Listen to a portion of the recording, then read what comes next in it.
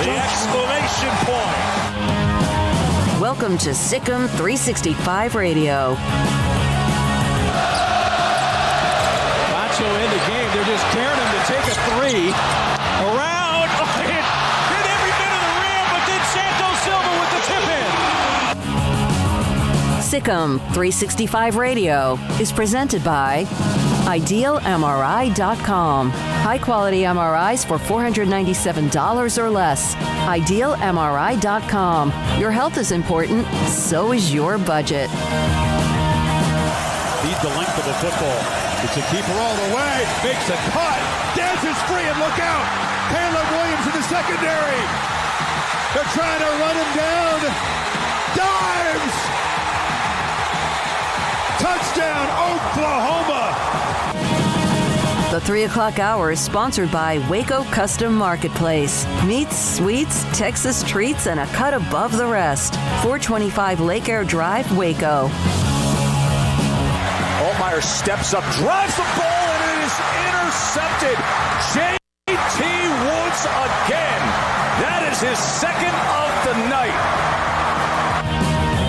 Now here's David Smoak, Paul Catalina, and Craig Smoak. Bundle up. I know that in certain parts of the country you're cold all the time during this time of the year, but Texas is starting to get that incoming cold front. It's already dropped quite a bit as far as the temperature tonight. Overnight's supposed to be pretty ugly and nasty and rain or whatever it turns into most of the day, even over the next what could be 2 or 3 days. You know, there's always a part of Texas when you had these particular forecasts come in. It never was as bad as they said it was going to be. Even sometimes whatever. But then again, then there was last year's Ice-Ageddon or whatever you want to call it. And so everyone's kind of on pins and needles right now. Okay, is this going to be like it was last year during, I think it was like the second week in February, power, all that. But who knows? But it's supposed to get down in the teens, and it's supposed to be raining, and eventually whatever comes, like I said, with that, whether it's snow and or ice. Yeah, it's like a 30-degree drop already from yesterday. But I think, yeah, everybody's got PTSD if you live in Texas because you went through what you went through last year. At least I did. I know y'all didn't. But for those of us who did, and those of us like myself who got really bad, yeah, it's like I'm not – to me, this is just a winter storm rolling in. I'm not freaking out thinking it's going to be like last year. But I can see why some people would be a little bit more concerned, especially if you're a little bit more vulnerable. So that's why if you go to the grocery store around Waco right now, you're probably not finding a whole lot. I just said, hell with it. I went in there last night and got a couple of things. Yeah, that's what's probably the smart thing to do and not have to do it. But, yeah, it's cold and it's sprinkling and whatever. Let's talk sports. We will have a note that Armstrong Sims has an account now. We have a number for him. We've tracked it. In fact, Armstrong put up the tweet or the text from last night from the 419 area code. we are now having a conflict of interest with our studio. This is Order Marcos for Armstrong, Jack, and Everett, actually Emory. Those boys are probably starving. Saw them on camera a few weeks ago going after the pizza at the table. Those guys were eating like they were going to the electric chair. And then eventually I raised two sons, had to take a second job to feed them. I wanted to start off with that because it's like we go 2 days without food. I know. And then all of a sudden, and how do you know that was I raised two boys? How do you know that that's not? It could be that's fake. not one of those two Could guys be Bluetooth going, or whatever look, let's his name make is. sure. We'll call him Everett because if we say Everett, then they'll think it's not somebody who knows his name is clearly Emory. Yeah. Yeah, it's all, I see the plot. I know if the 409 actually is an incredible viewer of our show on YouTube. Welcome to those of you doing that on 365 Sports and Sikkim 365 Radio. All right. Also, oh, by the way, welcome to all the Texas Tech fans who are still either drunk or hungover after last night's win against Texas. It was unbelievable. All the fear of what might happen. And once they got in the arena, and not that they were not potty mouthed at times, I thought it was an incredible scene. Obviously, Texas Tech wins the game. I thought they would probably wear them down. They jumped off to a pretty good start. UT hangs around. But in the end, Texas Tech continues to be unbeaten at home, and a nice win against the University of Texas and Chris Beard. I'm curious to see Texas down the stretch here in February because they've not done anything to really impress me yet. Texas Tech continues to. That was impressive last night to not let them, be prisoners of the moment and let that overwhelm you of, oh my gosh, everybody wants us to win this game so bad because of Chris Beard and because of Texas. And then to go out and lead the whole time and win the game was really impressive. And put some distance between you and Texas in the second half so that never really was in doubt in the last few minutes of the game was really impressive. It was a loud crowd. That was what atmospheres in sports should be, noise-wise, manners-wise.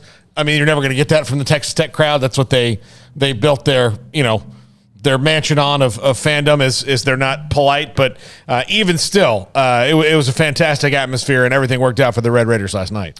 Yeah, I mean, great win for Tech. Congrats to all the Red Raiders out there. I can imagine what it would have been like today if they had lost that game. It would have been probably a day of mourning in Lubbock, Texas, because I don't know how you would emotionally have been able to just wake up and be all okay, considering how much emotions were invested in just the build-up to that game. Now, the game, it would have had to have been a last-second shot one way or the other for that to live up in any way to the amount of talk going into it, and I knew that was going to be hard to do, and it didn't live up to that in terms of like a classic game necessarily, but it was a classic atmosphere. It was a tremendous atmosphere, and I give Tech fans a lot of credit for showing up and showing out and being ready and being loud and doing all that. I mean, that was, yet everybody around the country was talking about that game last night. People who follow college sports, whether it's, primarily football or basketball or whatever, everybody was chiming in on, man, you seeing this crowd in Lubbock or whatever. And you had people cover pro sports who are tuning into just college basketball game they might not normally tune into. So I think that was great. And,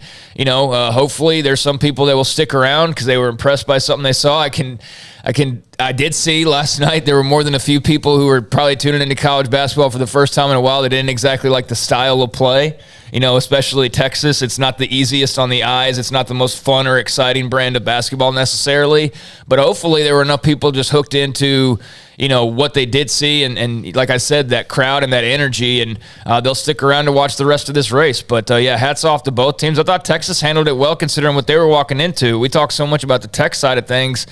Texas walked into one of the toughest, places you could possibly play right now, given the circumstances. And I thought that they handled themselves pretty well. So hats off to Beard and the Longhorns. But, yeah, big-time W by the Red Raiders. All right, so Texas Tech looked good. They continue to get minutes, production, points from different people. They were just better. They are. And Texas now, of course, will try to lick their wounds. They have 4 losses in conference play. Texas Tech with 3.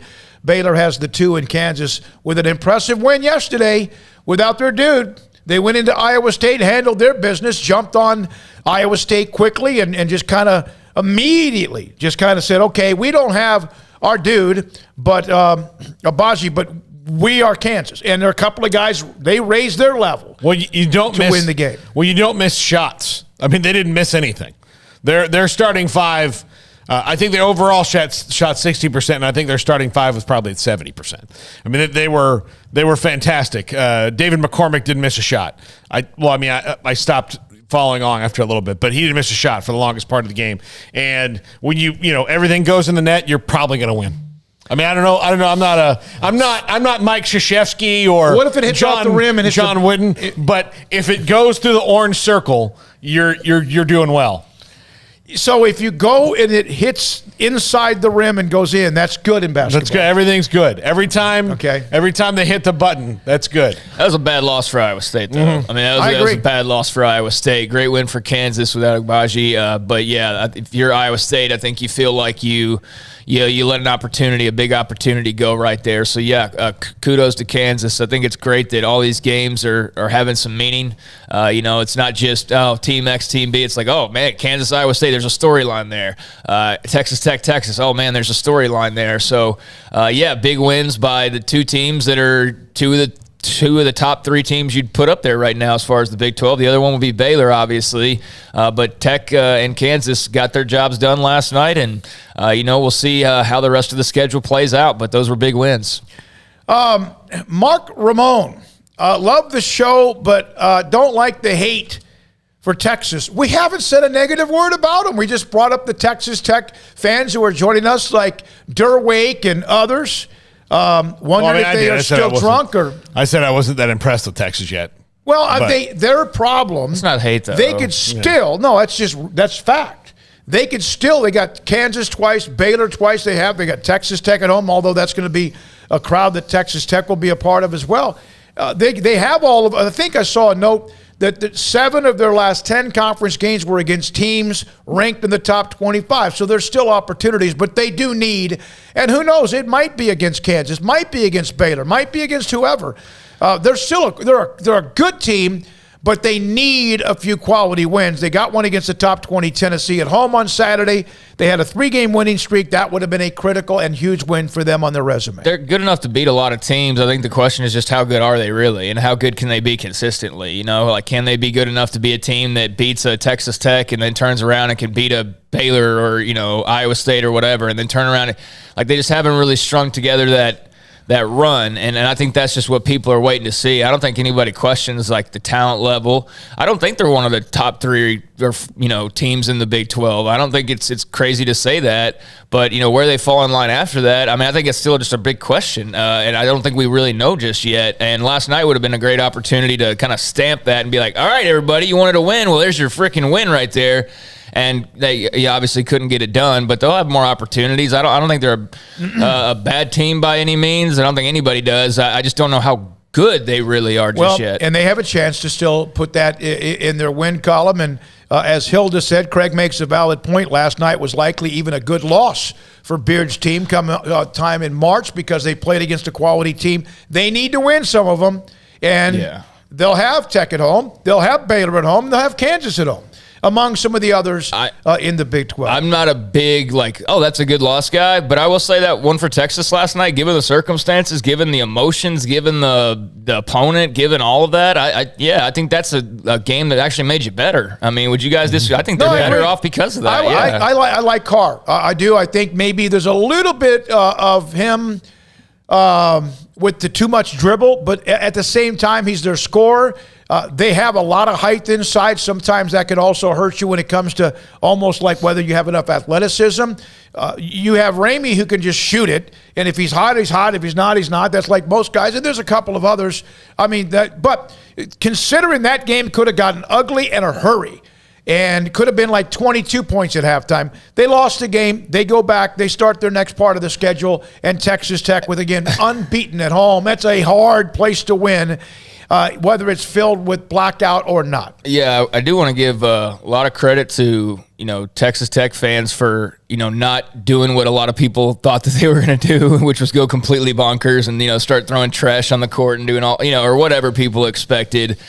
And to be fair, when you see a video of the bus approach and the banging on the buses and the words that were being said to Chris Beard and all of that, you probably had reason to wonder, once they got into that arena and the ball actually started getting dribbled, and if it was a tight game, like how crazy would it really get? But it never even reached a point of worry whatsoever. You know what I mean? Like they were, like once the whistle blew, it was like everybody was loud and did every yell that they wanted to do and all that, but they kept it civil. And I think that was really important because I think it could have been an ugly look for Tech if they had gotten too crazy. Does that make sense? No, it did. I thought they handled themselves really well. Yeah. They didn't storm the court immediately. They waited until UT got off the court. Hey, there were concerns. I think I saw a couple of writers who covered Texas saying like this ruthless what people were saying and there wasn't much burnt orange inside that arena. They kept that out for the most part.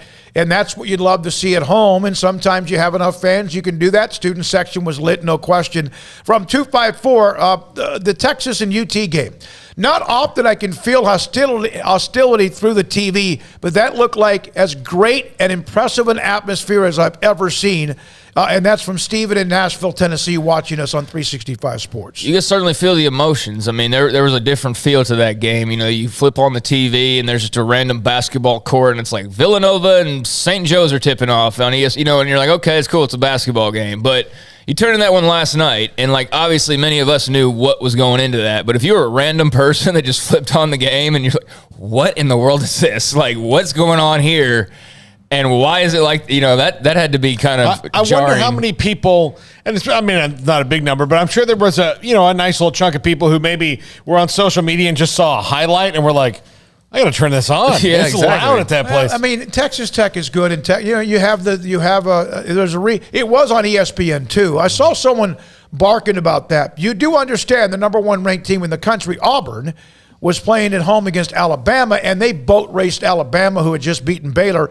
It was high, 18, 20, whatever, and then it got back down to like 4, and then poof, just like that, Auburn just took off. Just absolutely took off. That's what Baylor used to do. No, I say used to do, but that's one of the things when I watch Auburn and you're just comparing it to teams like last year with Baylor. Sometimes teams would get within like 4 to 6 of Baylor, and then Baylor would hit 4 threes in a row, and you'd be like, okay, well, you guys tried real hard. Yeah, next thing you know, it's back to 11 or 12, and you're exhausted from trying to. I hope your coach gives you a pizza party after the game because that's the best news you're going to get today. We'll have today Dan Lust, who's a sports law attorney. He's been on with us a handful of times about the Brian Flores story, the lawsuit against 3 NFL teams, and some of the allegations against the Miami owner and also against the NFL.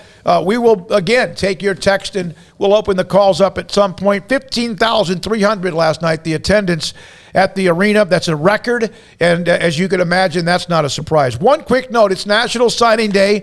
Texas A&M did secure Shamar Stewart, the 5-star defensive end out of Opelika, Florida. And Harold Perkins, the outside linebacker from Cypress Park in Texas, he is supposed to decide. I don't know. Again, I'm not like looking at it like this. He'll end up most likely at LSU. He was committed to A&M. And Devon Campbell, big, huge lineman from Arlington Bowie, favored to go to Texas. There's a couple more out there right now in the class of 2022. But also today, Baylor received another commitment for next year. And Micah Gifford, young man from Weiss High School in Pflugerville, committed to Baylor on the National Signing Day of 2022. He'll be a part of that class if they keep him for until December when they have National Signing Day number 1. I think the most interesting thing that's come out of Texas A&M today is not Shamar Stewart, which is another stud in that number 1 class that they have, but it's the fact that Jimbo Fisher has on now several occasions vehemently and angrily dismissed that this number 1 class has anything to do with some kind of $30 million NIL slush fund. He's mad about it. Pisses him off. Yeah. It's a discredit to all those kids in the class and blah blah blah blah blah. It doesn't like people saying things, which is probably a little shot across the bow to Lane Kiffin from yesterday. What he said about A&M, which is a joke.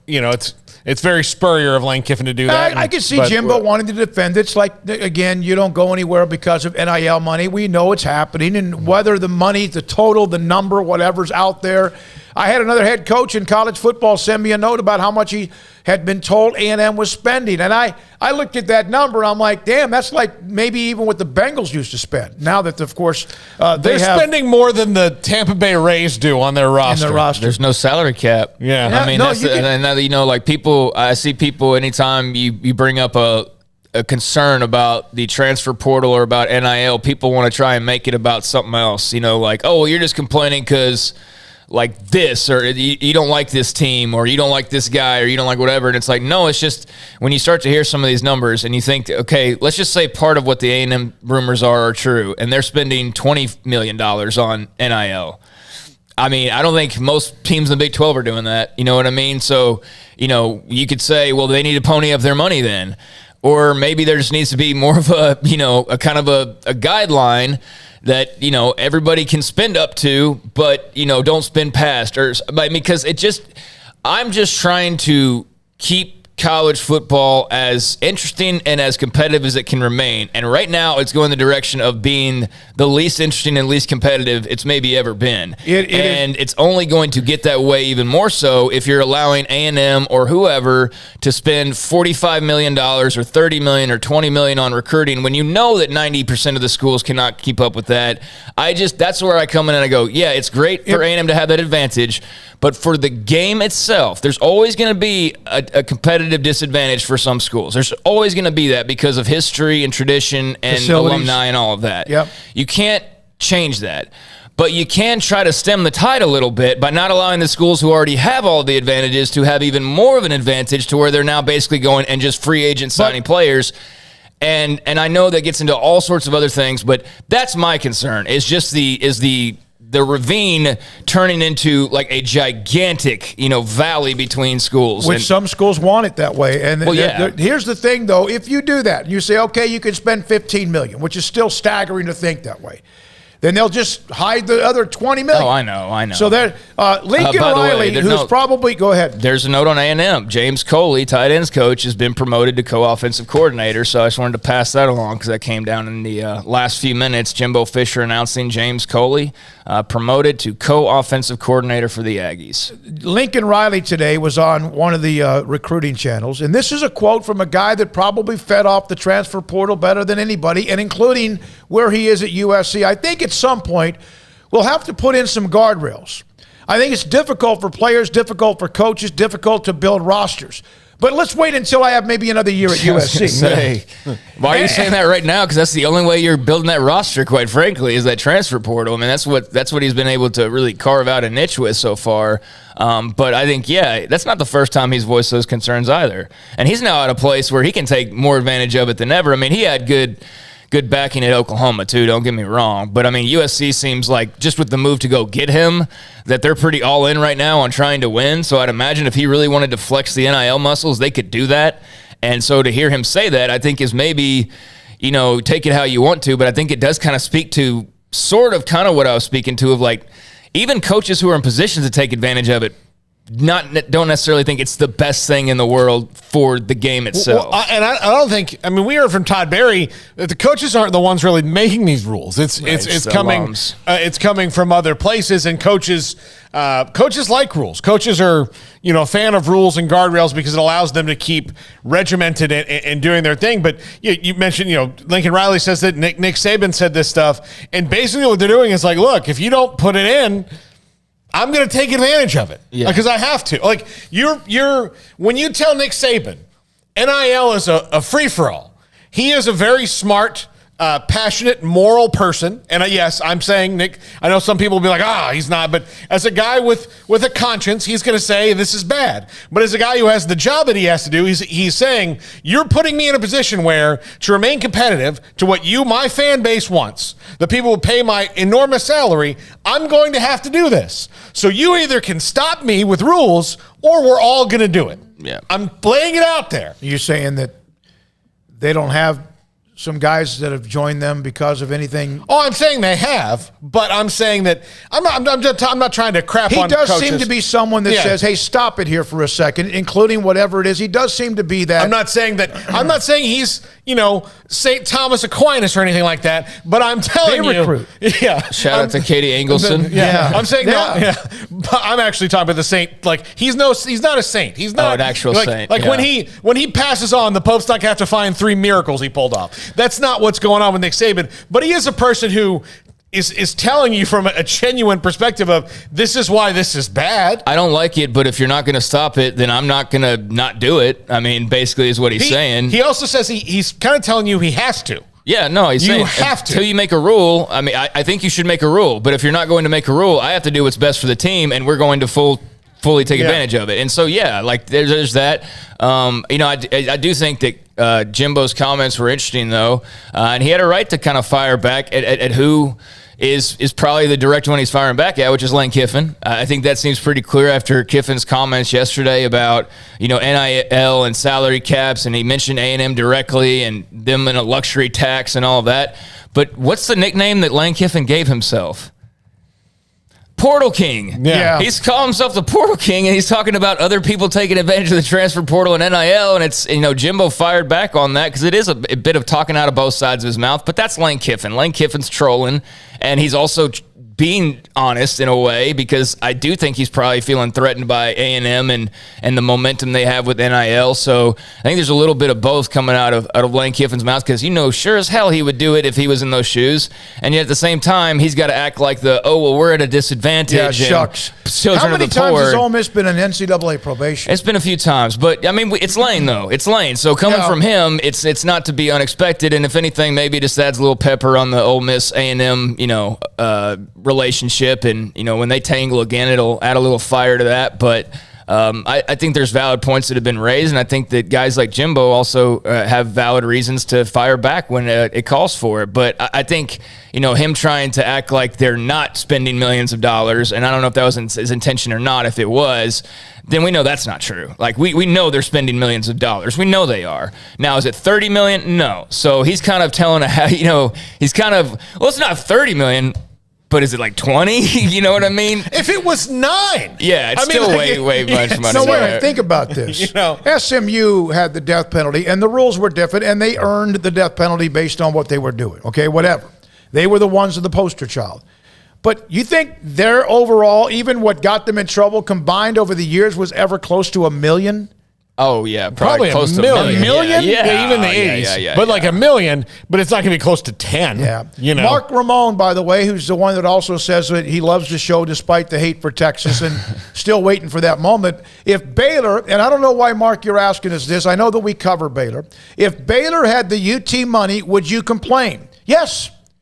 Yeah. But I'm not a Baylor alum. Are you a Baylor alum? Nope. Are you? We're none of us. 2 of them in the studio, 3 now. 1 going to school here as well. 2 of them. We cover Baylor. We cover Baylor, but I don't like it in college sports. None of us grew up in Waco. None of us went to Baylor. I mean, we just cover them. And Mark, I don't even know if you went to Texas, but you're a fan of Texas, right? Yeah, Good. it's okay. It's all right. Don't get defensive. It's fine. But we'd have to see that scenario play out to know for sure. But I'm telling you right now, it's not a directly Texas thing. We're talking about A&M right now, and we're talking. The whole conversation's been about A&M spending $25-30 million, whatever it is. So there's other schools involved.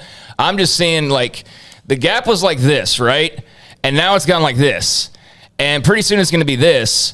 And if nobody does anything to actually put a cap on anything, then it's going to be this. And then pretty soon this side is just going to fall off the cliff entirely, and we're going to be left with just this side of the halves. And that's what I don't want to see, is this whole half. 27 teams that have a chance, but that's what those 27 teams want. That almost makes me think there's some like big grand scheme going on in a way, because eventually they'll have their reasons to break off and be mini NFL. And I know that's total tinfoil hat, but not really, actually. If the strongest, most powerful league in the world, America, the NFL, understands parity, if they understand the Cincinnati Bengals have to have equal opportunity to do what they do, then the Dallas Cowboys or the New York Giants or the Los Angeles Rams.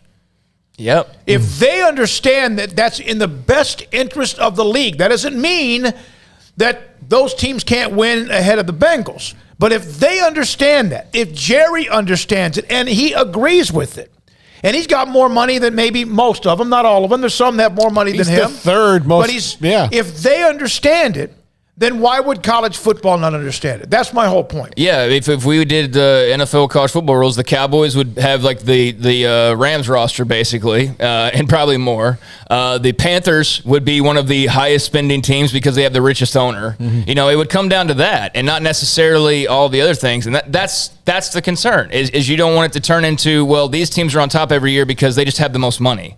That's not, you want to turn, college football's already kind of resembles that in a way. It already kind of has like Yankees, Red Sox, Dodgers vibes because there are only a handful of teams every year. But if you want to make it even more that way, I don't know why you would want that. And I just think we're leaving like 20 teams in the dust and just let them fend for themselves. And I know it's not UT's worry or A&M's worry or whatever worry that TCU or, La Tech or whoever can't spend $20 million on NIL. But, for the greater good and for the interest of college football, unless you are planning to just break off entirely and start a new league where, again, somebody's going to have to be at the bottom of the barrel. Like, somebody's going to have to be the last place team, so y'all can gamble on that.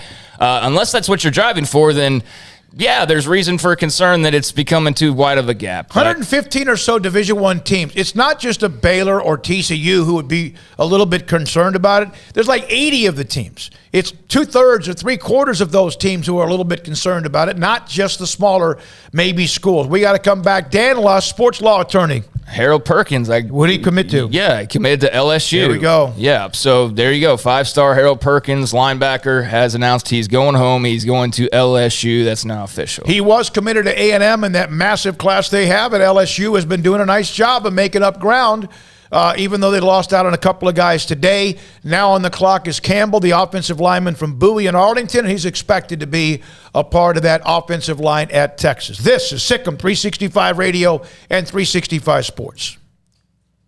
BetUS.com. The Super Bowl is coming up in less than 2 weeks now. If you want to get started on BetUS.com, $50. That's all you need to open an account at BetUS.com, and you will get a 125% bonus with our promo code SICKM125 on cash, or 200% bonus SICKM200 on crypto. So use our promo code SICKM125 and SICKM200 to get those bonuses. You can make prop bets on the game, daily lines, tons of stuff with the Super Bowl. Plus, if you're not into the Super Bowl necessarily and want maybe a bet on college basketball, the NBA, golf, UFC, whatever it is, any sport around the world, soccer, they've got it. They've got action on everything at BetUS.com.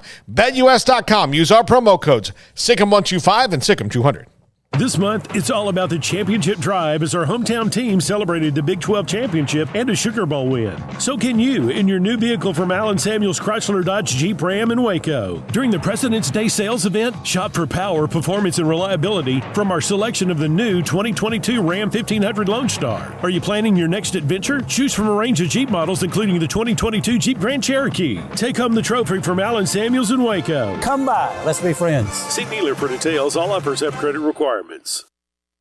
One size fits all. That may be all right for an adjustable belt or cheap sunglasses, but when it comes to your financial needs, no one wants a one-size-fits-all strategy. Ben Erlinson, your Edward Jones financial advisor, knows that his most important goals are yours. That's why he takes the time to understand your needs, knowing you. That's how Edward Jones makes sense of investing. Ben Erlinson, 100 North 6th Street in Waco, 254-759-8533. Edward Jones, member SIPC. At Ideal MRI, we feel blessed to be part of the Waco community. We're a small family business here in Central Texas. At times like this, the cost of healthcare has never been more important. And unfortunately, significant illnesses and injuries still occur. And that's why Ideal MRI is open and here to serve you through this difficult time. So if you need an MRI, ask your doctor about Ideal MRI. You can schedule online in minutes at idealmri.com or call 833-IDEAL-MRI.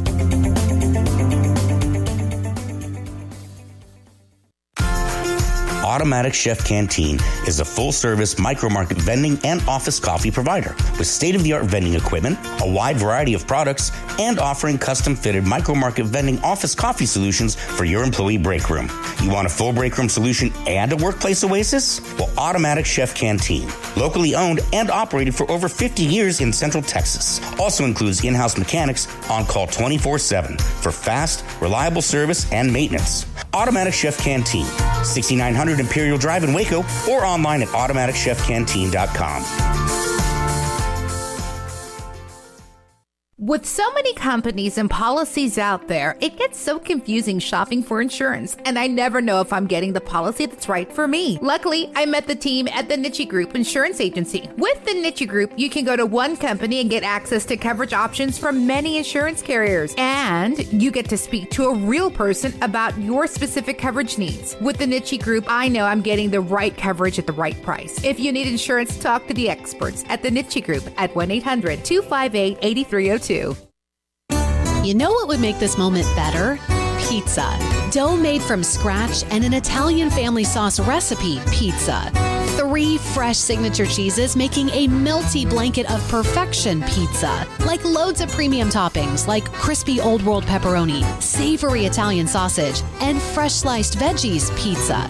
That's Marco's Pizza. Visit marcos.com and make any moment better. And with 4 locations in Waco, Belmead, China Spring, Woodway, and soon to open in Robinson. Marco's. Pizza lovers get it.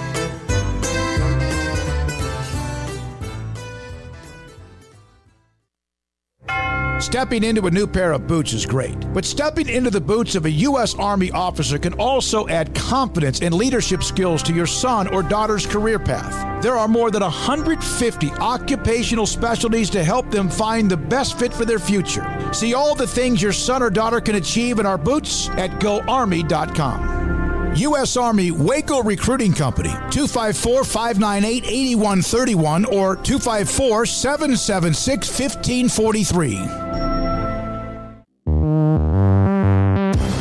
This is Sikkim 365 Radio. Text us at 254-339-1122.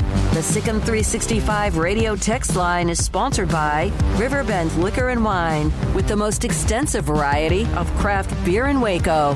A hidden gem on Lakeshore Drive and 19th Street. As we mentioned, starting off the show, weather, of course, in some places around the country, you're used to cold or maybe the conditions, snow, icy, whatever. But Texas is about to get hit with maybe 24 to, who knows, maybe 3 or 4 days of very, very cold temperatures, including overnight. Waco ISD, the largest school district in the area, one of the top 5, has just said they're shutting down school tomorrow. Is that correct? Yeah, Waco ISD has canceled classes for tomorrow due to anticipated weather. And I would imagine as we talk about cold weather that a lot of people in the northern area listening are like, you guys are the biggest babies. Like they're used to this and we are not used to this. But yeah, Waco ISD's canceled classes. Just like the heat here would probably melt you as well. We'd melt your faces off in the summertime. But we're just going to pass along a little of that because of the audience we also still have right here in the Central Texas area. We're now joined, and always one of the best things I ever did was reach out to Dan Luss, sports law attorney, on all of the various networks and radio and whatever else, TV, at New York Law School. Detrimental, the podcast that he does as a host on Sikkim 365 Radio, 365 Sports. So how much of you, I've seen it on your line, the timeline of Brian Flores, how much of what he actually is accusing the NFL would hold up in the court of law? First of all, pleasure to join you guys. I think that's the question that people are getting to. What Brian Flores is saying, let's say he says 10 allegations in the complaint. Not all of the allegations in the complaint are directly tied to a racial discrimination lawsuit. That's what I think people are kind of losing sight of. Stephen Ross, the owner of the Miami Dolphins, he's the subject of a pretty loaded allegation that he paid or offered to pay Brian Flores $100,000 per loss. And the sentiment was, hey, we're trying to get a better draft pick. You should lose on purpose. I mean, even if you find me a check that says from Stephen Ross to Brian Flores, $100,000, that doesn't prove or disprove, right? Racial discrimination is a separate allegation. So, Dave, the way you asked the question, there's a lot of things in this complaint that we call in the law red herrings that are distractions to the actual issues. A lot of stuff about John Gruden, Colin Kaepernick, Caldwell. question that I'm really curious in is, do we think that Brian Flores has a strong legal claim? Right? There's a lot of noise around him. But yeah, I think it's heart of hearts, it's a discrimination case. Was he discriminated against in terms of his hiring for the New York Giants, in terms of his firing for the Miami Dolphins, in terms of the interview with the Denver Broncos? I think that's a much different issue than is being framed right now on sports media. Is the key witness in this thing, and I say this knowing the answer, is it Bill Belichick kind of saying, yes, I know I sent the text to the wrong person? Depends who you ask. There are people in the legal world as well. Maybe I'm in the minority. I'm not sure. I call it like I see it. I don't know what other people are saying. People are saying that Bill Belichick, right, in the sports media, that Bill Belichick's his main witness because of this text message, which I'm sure you guys have gone over. He tries to send a text to Brian Daboll, allegedly. That's what these texts purport to be. And the text goes to Brian Flores, and it's congratulating basically Daboll on getting the job before Flores is going to interview. So the big question, right, from a legal perspective, who is Bill Belichick, right? Bill Belichick's the head coach of the New England Patriots. How does he know what the New York Giants are doing? And, unless he's John Mara, or the owner of the team of the Giants, he can't really bind. Bill Belichick's statement that Daboll had already been selected can't bind the Giants in a court of law. And that's what the Giants' statement was that came out yesterday, that we were considering Brian Flores up until the 11th hour, a.k.a. we hadn't made a decision on Daboll. Whoever's telling you that is not right. So, yeah, I see why people think that Belichick is very important here, but the law says that Belichick can't bind the Giants, who he doesn't work for. He's not an agent. He has no affiliation with them. So I don't think Belichick is going to be such a pivotal case once discovery bears itself out. What is the next step here, Dan? The NFL's MO always, right? They did it in the Gruden case about 2 weeks ago. Move to dismiss and move the case to arbitration. So they'll try to get this knocked out of the court of public, make it a public spectacle. Right now the case is in the Southern District of New York. You get the case away from the courthouse, maybe there's less eyeballs on it, but also you try to get the case dismissed. So people will read into the fact that the NFL is moving to dismiss to hide, discovery, which maybe is part of it, but the NFL always moves to dismiss. So yeah, that's certainly the next phase here.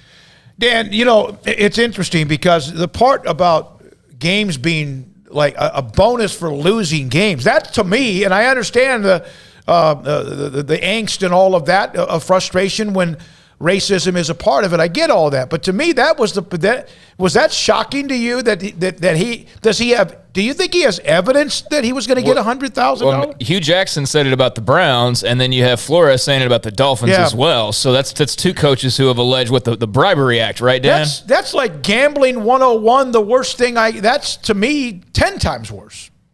Well, I guess a little bit of legalese here, right? Hugh Jackson, I think he said it on a radio show, or he said it on Twitter. That's one thing.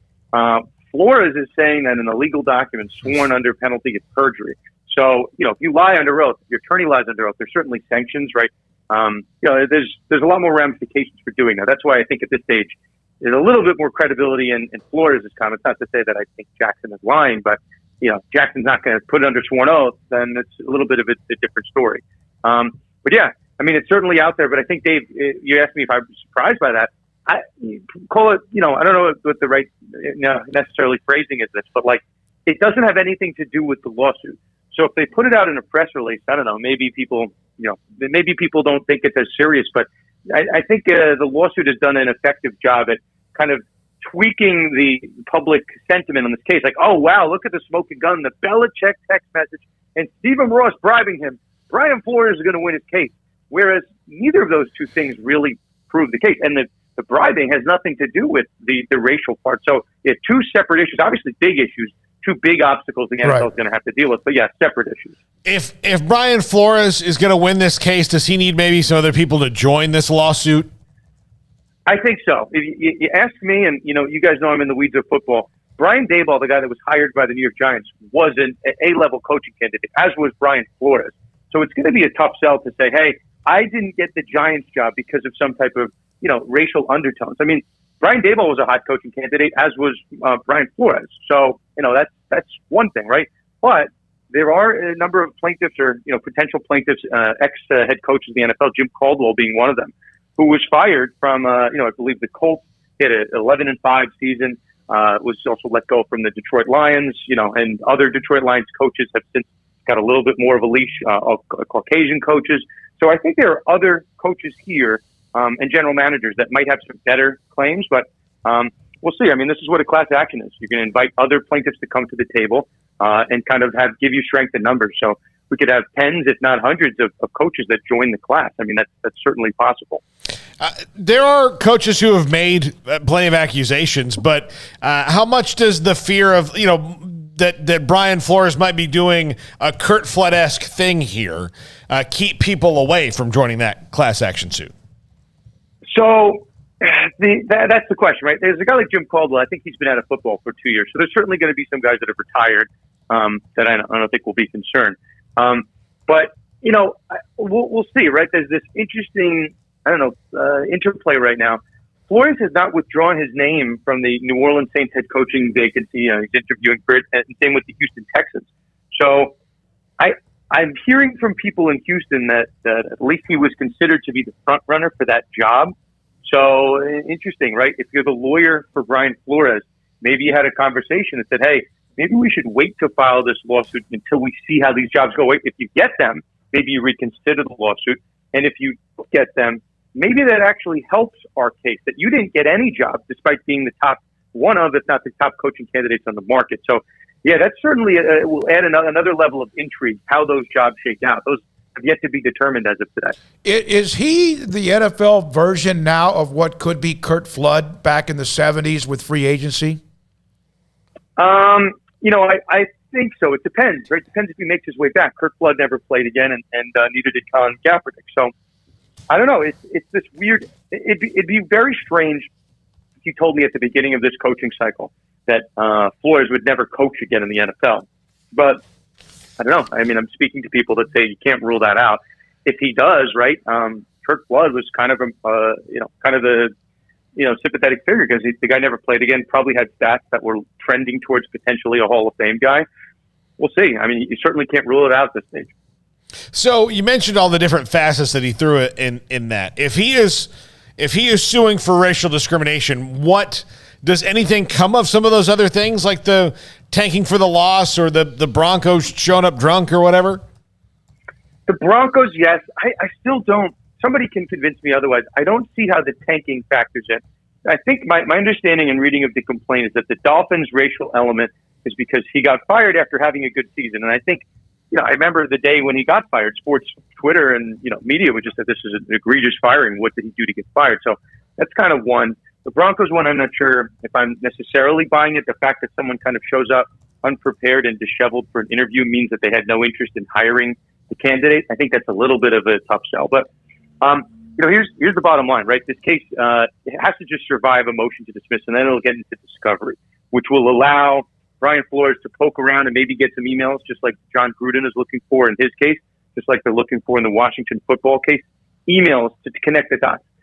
There's a saying in the law, guys, it's what you can prove. It's not what you know. We can look at the NFL and say there's a diversity problem. If there's one NFL head coach that's African-American, there's 6 general managers out of 32 that are African-American.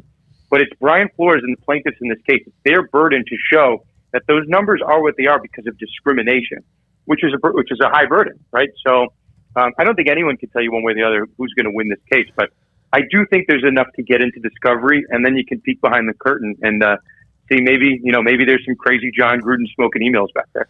I was going to ask you about John Gruden, Dan. Where is that case, that fight? Where is that timeline right now? John Gruden versus the NFL.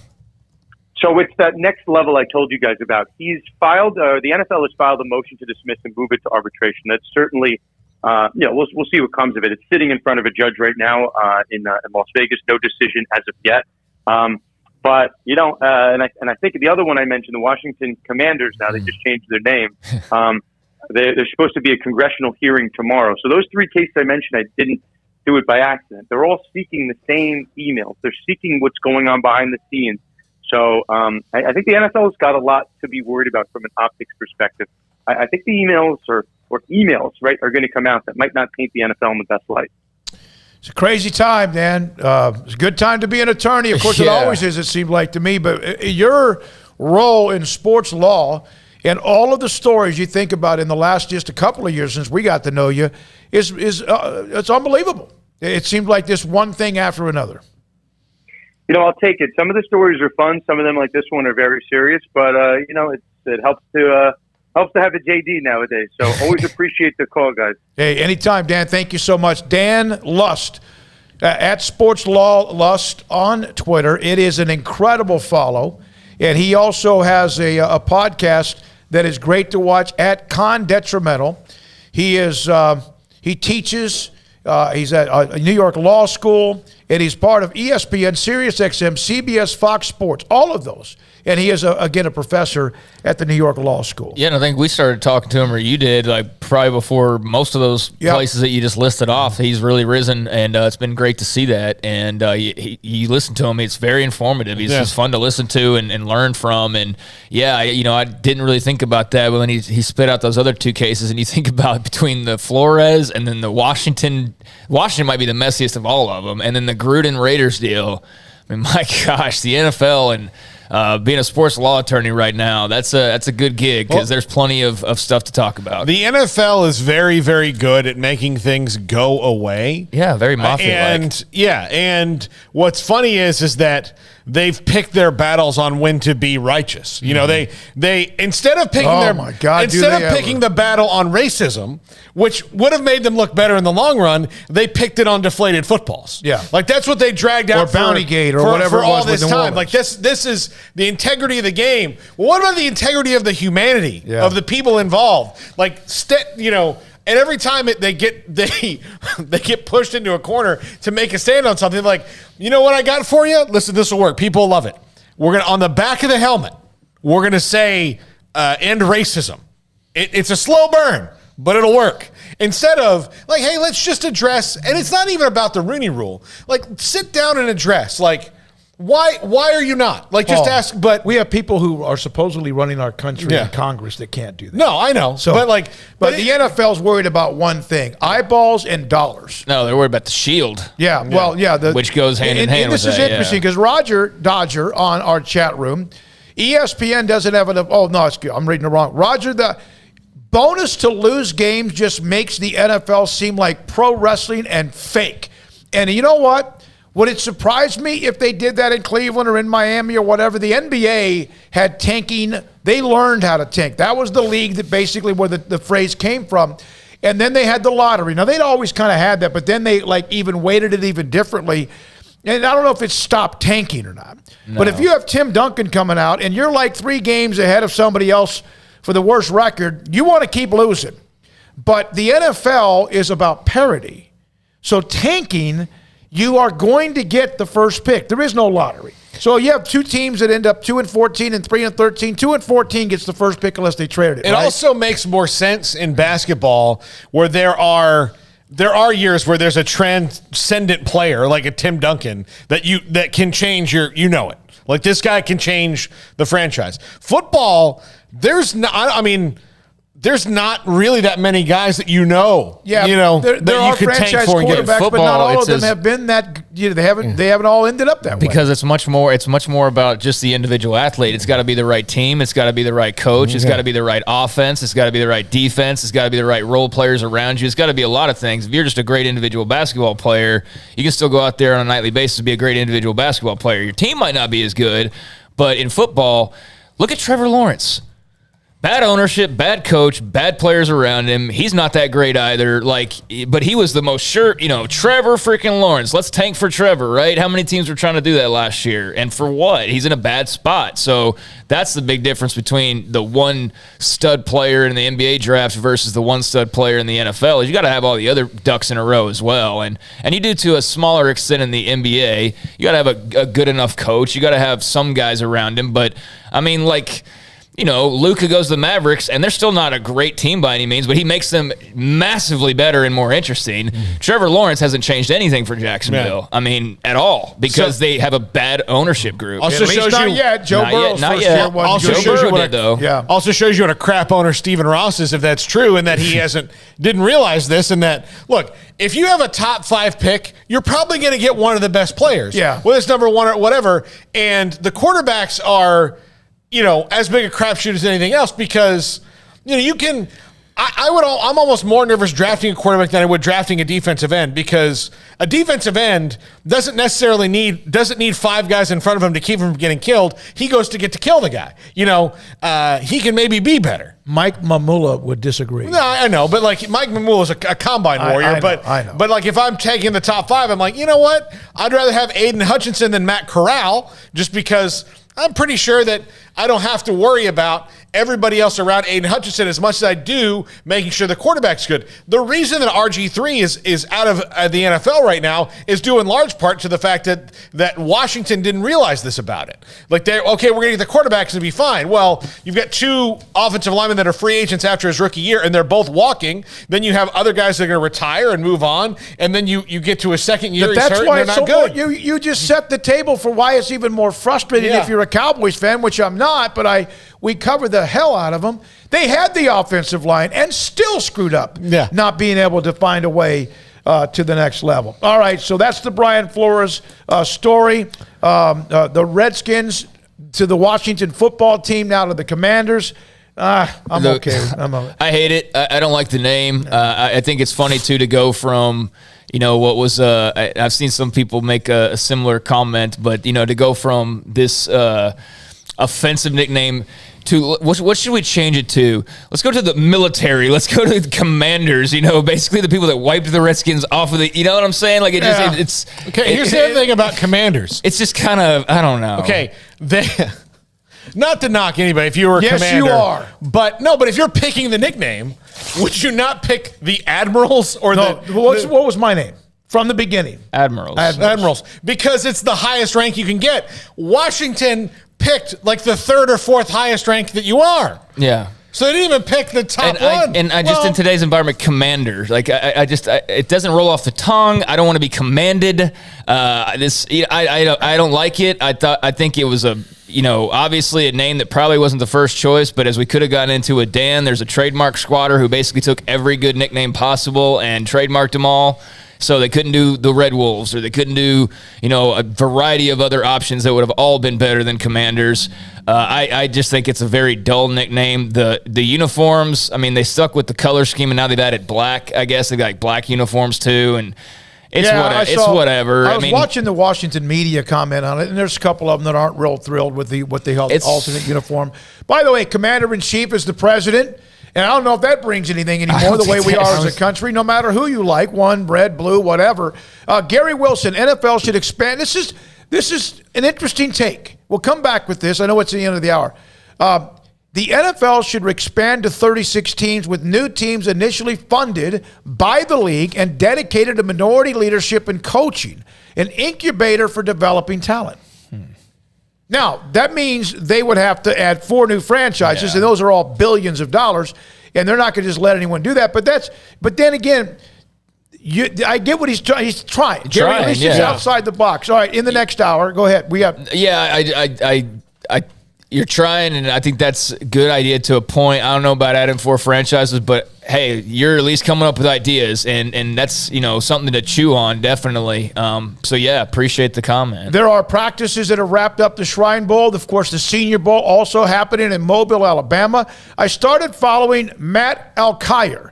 He breaks down all sorts of practice into clips, video clips. He's been focused in on dozens and dozens and dozens of players, and he puts up the clips on his timeline. He's going to join us next about what he has seen from a couple of the Baylor players at the workouts, and even already working now on film clips of the Senior Bowl. This is Sikkim 365 Radio and 365 Sports. The city of Woodway, 7 hotels. You can come to Waco for a Baylor game or something to do when it comes to whatever tourism, whether it's Magnolias, the Silos, or perhaps even coming into town to do something else and visit some of what we have. Of course, the energy in downtown has been spectacular. They have 7 hotels. If, in fact, you're looking for one, I can't find one.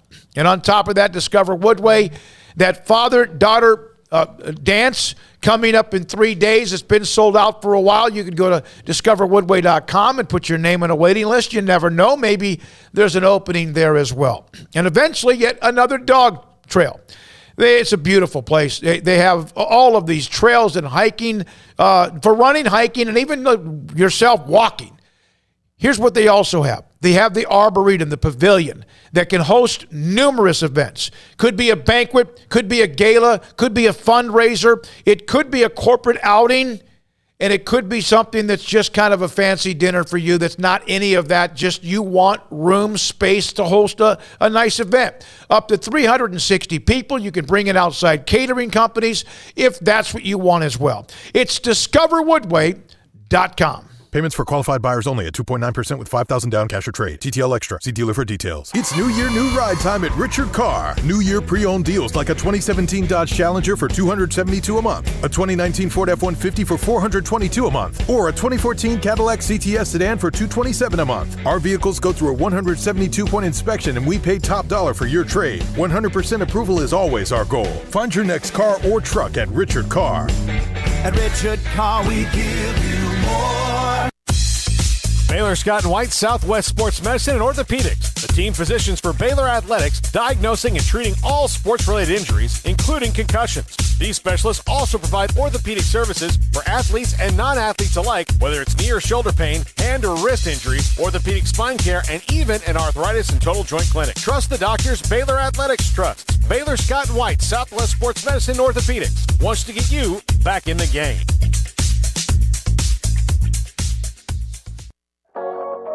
Waco Regional Tennis and Fitness continues to add more weapons to your getting or staying in shape arsenal with 8 brand new treadmills ready for you to run or walk a mile or 2 or 10. And with the explosion of interest in pickleball with instructors Joe Rosa and Jody Thurman with more courts available. Waco Regional Tennis and Fitness with large flat screens stretched across the weight room with Wi-Fi available, their own app to enjoy news, business, weather, or sports. Everywhere you look, there's energy, passion, and commitment. New touchless water fountains outside of each locker room, and all the locker rooms with showers, sauna, and whirlpool. Upgraded PA system throughout the world-class tennis courts with a youth academy led by pro Britt Colby. Fitness and tennis merchandise available and a tanning bed. I promise you'll look and feel better. You just need to walk through the front door. Waco Regional Tennis and Fitness with personal trainers Christy London and Randall Corley. 40-plus group exercise classes, including twice-a-week boot camp. It's time to react today, not tomorrow. Waco Regional Tennis and Fitness on Lake Shore Drive in Waco.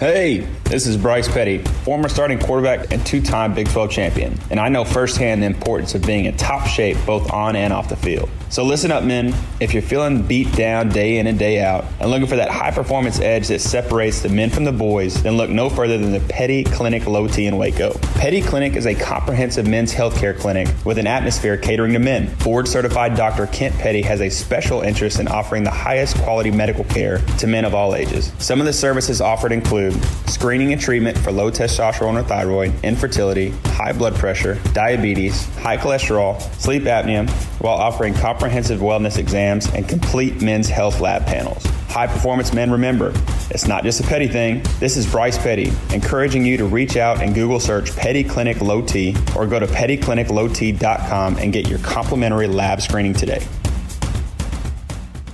From the first workout to the last practice, sports is an incredible and rewarding challenge. Hi, this is Dan Ingham with the First National Bank of Central Texas, and we're proud to support each athlete, every parent, and our educators. From families, small businesses, to the biggest industry, we're here to help. With remarkable products like our free First mobile app, we've got banking ideas that fuel big dreams. That's the First National Bank of Central Texas. Familiar faces making local decisions. Member FDIC, Equal Housing Lender.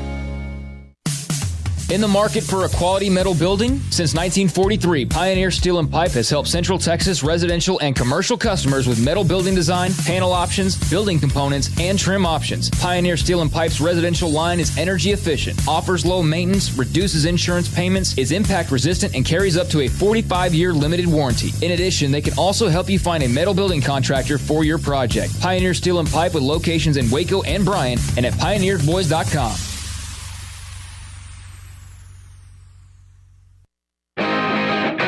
Welcome back to Sikkim 365 Radio. The Sikkim 365 radio app is sponsored by Allen Samuels Dodge Chrysler Jeep Ram Fiat in Waco. Your friend in the car business at Loop 340 and east of 84. Come by. Let's be friends. It's 4 o'clock hour. Bottom of the hour. Tyler Campbell, one of the sons of the great Hall of Famer Earl Campbell, will join us. He's got a book coming out that will be on Amazon.com called The Ball Came Out, Life on the Other Side of the Field. He will join us today at 4:30. We are now joined by Matt Alkire. And Matt, how did I say your name when I phonetically tried to send it to you and made it Italian? I don't know. You said it the way everyone else says it. Yeah, So- I mean, I was when you have a name like mine that's mispronounced all the time, I'm always figuring it out. Plus, I have a co-host in Paul Catalina that wanted to make it that way because you end in a vowel. So, Matt Alkire, you've been breaking down dozens and dozens and dozens of clips from the Shrine Bowl, and now you're working on the Senior Bowl. And I've seen a lot when it comes to Tyquan Thornton. That's how it kind of caught my attention. Your thoughts about what you've seen from him? Tyquan looks good. I'd seen him during the season, obviously, and just tried to get a gauge on what I thought about him. And during the season, the first thing that you're looking for right now is where do you value him going into the bowls? Because these kids really have to work between the season and the bowl games on getting better. And before the bowl game, saw a lot of athleticism and a lot of things I liked, but a lot that he needed to work on. And I think what I saw at the Shrine Bowl is he worked on things like sharpening his routes, his releases, catching the ball a little bit different. Now, just to give you an example, he's very good at body adjustment. Tyquan does a good job at high pointing the ball and spatial awareness, kind of like when you're playing basketball and you're boxing a man out and you're feeling your way, and he gets vertical. But one of the things that he's done before, and Baylor fans have seen, he's had some drops to where it's not that he drops the ball. He has really good hands, but when he gets hit, it's because he tends to try to keep the ball away from the defender, and he doesn't hold on. He's worked on these things, and you can see him crisp in and out of breaks, really beating people with his route running, and he's been really impressive. He's been someone that I thought was maybe a late fourth coming in that I think now is going to challenge people and their evaluations to where do you start talking about he's an early fourth rounder, maybe push a day 2 pick? I don't know, but Tyquan's looked really, really good. So I thought he was the best receiver at the Shrine Bowl, and I don't think it was close. How about some of the other Baylor guys that were at the Shrine Bowl? Did any of them stick out to you? Xavier Newman-Johnson looked a lot better than he did on film to me. That's not that he looked bad. When I watched him on film, the first thing that I wrote down is easy mover. And if I write down easy mover, that's the first thing that I look for. I want to see lateral quickness. I want to see you be able to move side to side. I saw him play in a couple different seasons. Saw him play, I think, left, right guard, and center. I think he played 3 positions. Mm-hmm. Yep. When I saw him. And he looked to have a little bit of trouble anchoring. But, I mean, he played to the whistle. He pulled really well. He looked like he was going to be a zone guy in the NFL. He had a nasty streak to him. And I saw a lot of upper body strength, and he was turning people. The one thing that I wanted to see was incorporate your lower body into it and get your lower body and your upper body on the same page. And that is where, when I watched him at the Shrine Bowl, his lower body and his upper body were kind of playing together, so to speak.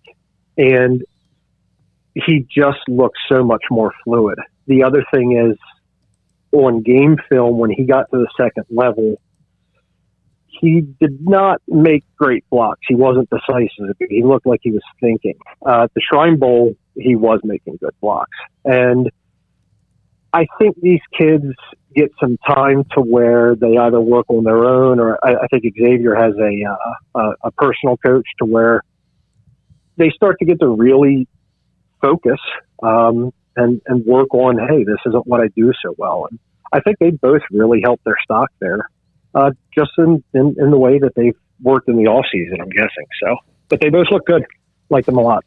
Kalen Barnes, a super athletic guy at corner. We've kind of heard the legend of his track times and all of that ever since we started covering him out of Silsbee High School. Didn't have like a big interception career or anything like that. Well, it was just solid overall. I figured this would be an opportunity for his athleticism to really shine. Has it? No. Okay. I didn't think he had a great week, to be honest with you. Just kind of average. Just gonna leave it there. No, that's fine. I mean, we didn't bring you on just for all pumps and circumstance. We want to know the truth serum. That's why I enjoyed your clips, because I've seen you've broke it down with some, and when they're having a good moment or whatever, you've said it that way as well. So what are the issues Kalen's facing? I'll tell you the truth. Watching the secondary, a lot of the secondary had the same problem, and frankly, it was. I feel like they're in a bad situation to where a lot of them are protecting routes against players that just are meant to beat them. And to give you an example of that, and David saw a lot of my clips. If you're trying to defend against Kyle Phillips or Jareth Stearns or Tyquan Thornton in these games, it's over. Mm-hmm. So to make a point to that, in the Senior Bowl right now, I'm watching Calvin Austin from Memphis. No one can guard him. No one can stay with him. No one can even come close. And when you get twitchy guys that are really good route runners, it's really impossible in that setting to look good. And I think some of these guys really struggle. One of my favorite defensive backs down there is Demarion Williams from Houston. And I know Baylor fans don't want to hear about Houston players, but Demarion struggled. And I have to go back and watch him and, why did you struggle? Because I had you as a fifth rounder and didn't have a great weekend. So I have to run back, look at these guys in depth and find out and answer your question. Hey, why did they struggle? What was it? And that's why we have the game on film here. So I think a lot of it was just better receivers, to be honest with you. One of the things as well is that our audience on YouTube is national, and Houston being a part of the future Big 12, we do, in fact, cover them on occasion. So whether it's a West Virginia kid or somebody from Brigham Young, because of the new arriving addition at some point as well. So we've checked off Kalen Barnes, we've checked off Tyquan Thornton and Xavier Newman-Johnson, and that leaves us with Treston Ebner, who at times explosive, overshadowed this year quite a bit because of how Abram Smith played at running back at Baylor. I like Treston. I think Treston's going to find a place in the NFL. He's a really good special teamer, and he runs smooth. When I started to watch Abram Smith, who I really like, this is the beginning of the year, I'm sitting here and, who's the other back? Runs smooth, has good vision. Again, really good special teams player. And to make it in the NFL, you're going to have to be able to play special teams from day one. So when you're an NFL team and you're looking for your third running back, and every NFL team's third running back was a starter in college. If you're Treston Ebner and you were, I don't want to call him a backup, he certainly wasn't a backup, but you were a guy that shared the rock, what are you going to do to differentiate yourself? And his special teams ability, I think, is going to help him out a lot. I think he's a guy that's going to be picked up quick as a priority free agent. I think he'll make a team. And I think he's going to be able to contribute immediately. I like his running style a lot. And I simply just think he helps himself with that added special teams bonus. So, and then you obviously have the other two guys that'll be playing this week, who were outstanding to watch on film. So, who has stood out to you in terms of non-Baylor guys from the Shrine Bowl in particular? Who are some other names nationally that are, I mean, like he said, our audience is kind of all over, but who are the guys that helped themselves most, I guess, this week? It's funny. David asked me who are some kind of sleeper names. I don't know that they're sleeper names, but for me, Cordell Volson from North Dakota State, I'm a big fan of, and Cordell played left tackle, right tackle, and then right guard up at North Dakota State. They're starting to get a pipeline going. He had some extremely dominant times in Vegas. And when he starts to climb, get to that second and third level, he can be a dominant guard. I thought he did really well out there. I think he could go as high as the third round. I might be on a little bit of an island there. I'm perfectly comfortable on that island. Toss me a couple beers, and I'll be on top of that. I'm fine with it. Hayden Howerton from SMU was outstanding. Hayden Howerton, I hadn't seen a lot of film on. I will have to go back and watch it. I got stuck watching the receivers in the air show they have down there. Hayden Howerton played guard and center. I thought he had the best offensive line week of anyone. So, really liked him. Dawson Deaton from Texas Tech, just really good. He's definitely been working with an O-line coach because his legs were under him and he was driving people. Devin Cochran, left tackle from Georgia Tech, outstanding. Kellen Beach, Arizona State left tackle. People made a big deal of his arms. His arms were, I think, 32.5 inches, which is supposed to be short. My number one player in the entire draft last year was Rashawn Slater, 33-inch arms. So I'm not going to throw the baby out with the bathwater. 1/2 an inch to the guy that I thought was the best player overall last year. And then Zach Tom from Wake Forest, center, I thought did really well. I think one of the things that I look for is the way everything's trending. The center class is so weak this year. So I think if you have that position capability to switch to center, you definitely help yourself out. A lot of these guys were what, I'm about to say this, were what we thought they were. Gotcha. Matt Alkire again is our guest. All clips, all 22 clips, and also on Twitter at Matt ALKIRE. It's a great follow. He's got clip after clip after clip of all the various reps during practice, and he's discussed the 4 Baylor players, among others, at the Shrine Bowl, and now starting to break down what's going on at the Senior Bowl in Mobile. Matt, to the Senior Bowl now. Jermaine Johnson from Florida State, a guy who transferred in from Georgia, I think single-handedly affected and won the Miami game for them and almost did it against Clemson. He was very good for Florida State and a team that didn't have a lot of good defenders. He's putting on a show. Do you see him sneaking into the end of the first round now? No, yeah, he's in there. Yeah, I had Jermaine right at the end of the first round. I think he's my 32nd overall player. I'd have to look at my site, but I started to watch the American practice last night, and he actually long-armed Darian Kennard and just he pancaked a 360-pound lineman and was dominant throughout the entire practice. He was the best player there. And as I'm watching it, I'm in complete disbelief of just how good he looks. So, yeah, Jermaine has done more than snuck in. He broke the door down.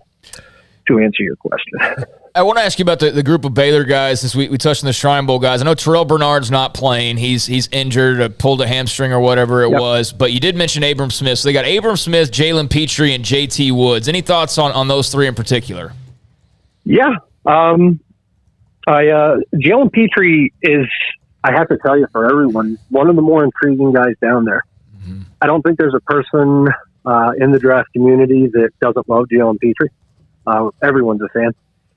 I think what it's about for us is how do you project to the NFL? Because Baylor was so creative with him, playing him off the edge, getting him a running start on some plays to get into the backfield and create havoc. And that's what's fun about Jalen Pitre. He is a high IQ player.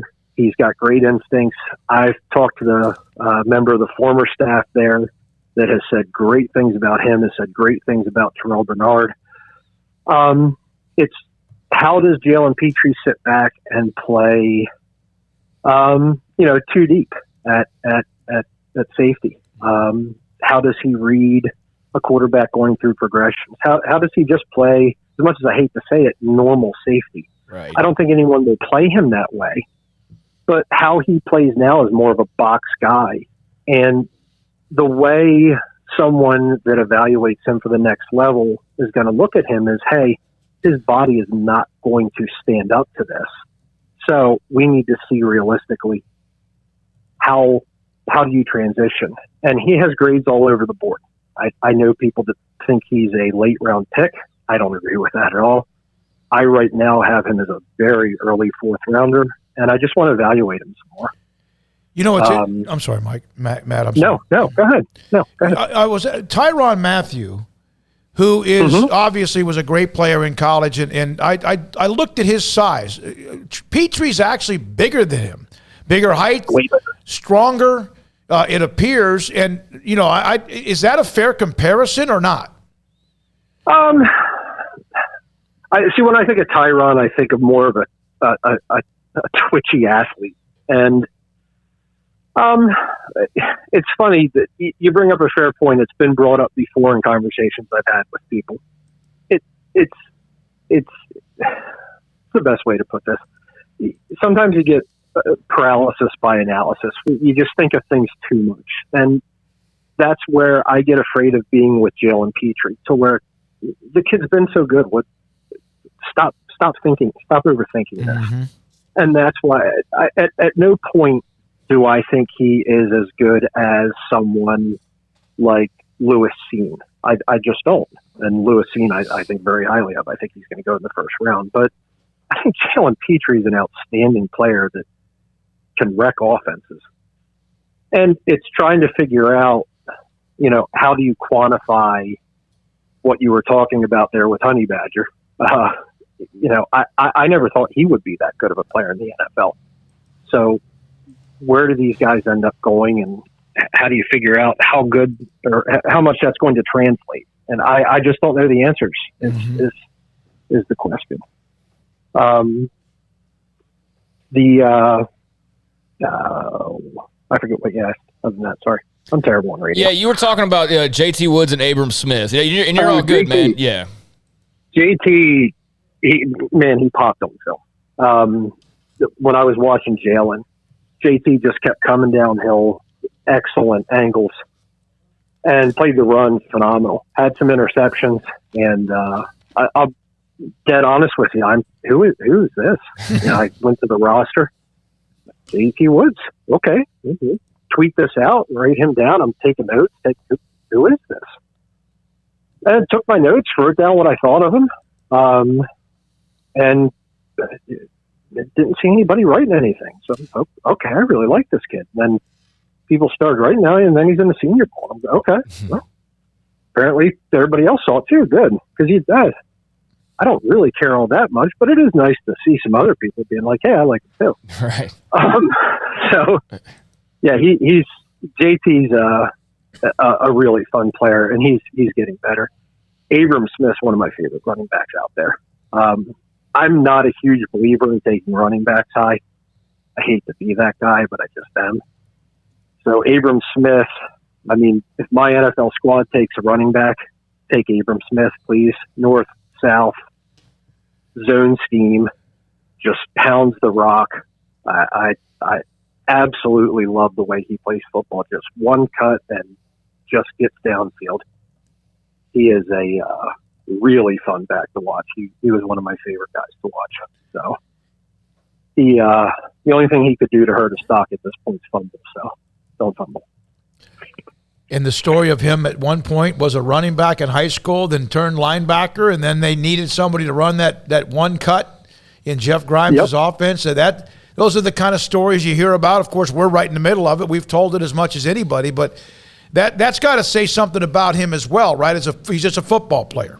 As I said, I've gotten a little bit of a heads up on some of these kids from the older staff, and the things I've heard about them is just great kids, just the type of kids you need to have on your team. So it was that was an awesome story. I did not know that about him. I try to go into their bio as much as possible, but finding that out that he had switched positions and basically some non-radio verbiage, but he essentially would knock your teeth out was the way it was put to me. So he's just fun to watch. He's old school, and he's an NFC East back. That's what I'll say. Matt, before we let you go, just kind of a blanket, broad question here. Who's the best quarterback nationally that you've seen so far? Maybe a guy that you're super high on now. Dude, you just asked me about quarterbacks. Is that a bad position?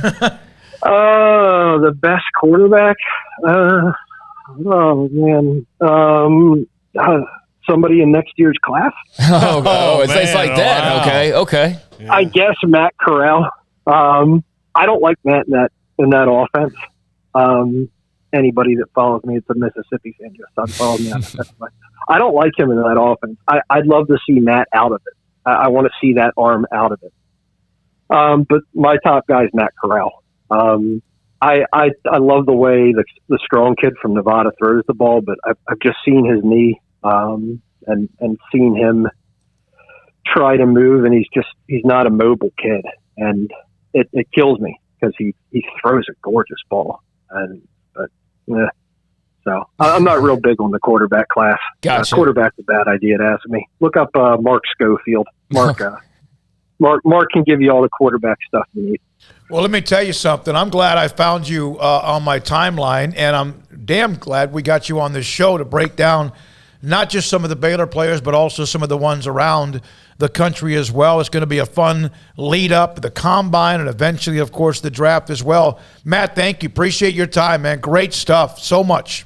Great stuff. Oh, thanks. Appreciate you guys. Matt Alkire, again, on Twitter, just as the name you would spell, Alkire. You can go, it's all 22 clips. Like the clip right now that was 37 minutes ago from the Senior Bowl is on Cole Strange's center doing some blocking drills. And the next thing you know, it's somebody else. And Paul, I told him we're going to discuss some of the Baylor guys, and I said we're going to want to know some of the sleepers or whatever.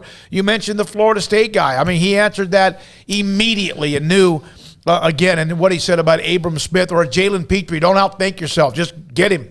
Well, figure it out. That's what people have been saying about him for a while. Like I said, I went on a rant yesterday about this, did I not? About the whole, where do we play him? Just find somewhere. He's not in a linebacker. Well, then don't play him at linebacker. Like, it's not hard. It's you play around where he fits in, and if he doesn't fit in, then you don't try and fit a square peg in a round hole. The base defense is the nickel right now, so someone like Jalen Pitre makes a ton of sense to me. Oh, yeah. He's going to be very coveted by team. And, as we talk to more draft analysts, we'll get more national with the questions and all that, because I am curious about a lot of other guys. But obviously, it's a big week, all-star week for 8 Baylor players, and that they don't typically have that many guys in these bowl games. So that's speaking to their success this year in the senior class that they had. So bummer to hear about Kalen Barnes. I mean, that he didn't have a very good week, but apparently none of the DBs really or cornerbacks had a really good week. But the other ones, I mean, Xavier Newman-Johnson's had himself a week where I think he's turning some heads. I don't know, if it ends up an undrafted free agent or late round pick or whatever it might turn into, but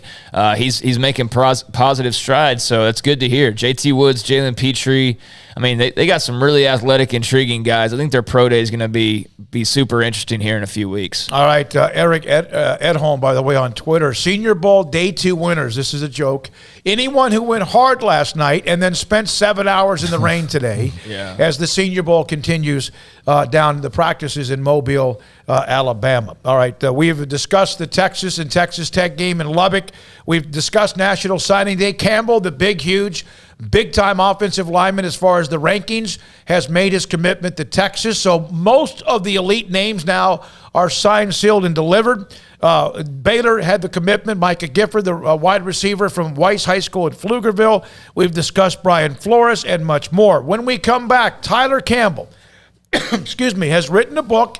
It's going to be on Amazon. I think maybe as early as maybe Friday. Thursday or Friday. He's going to come back and discuss a book.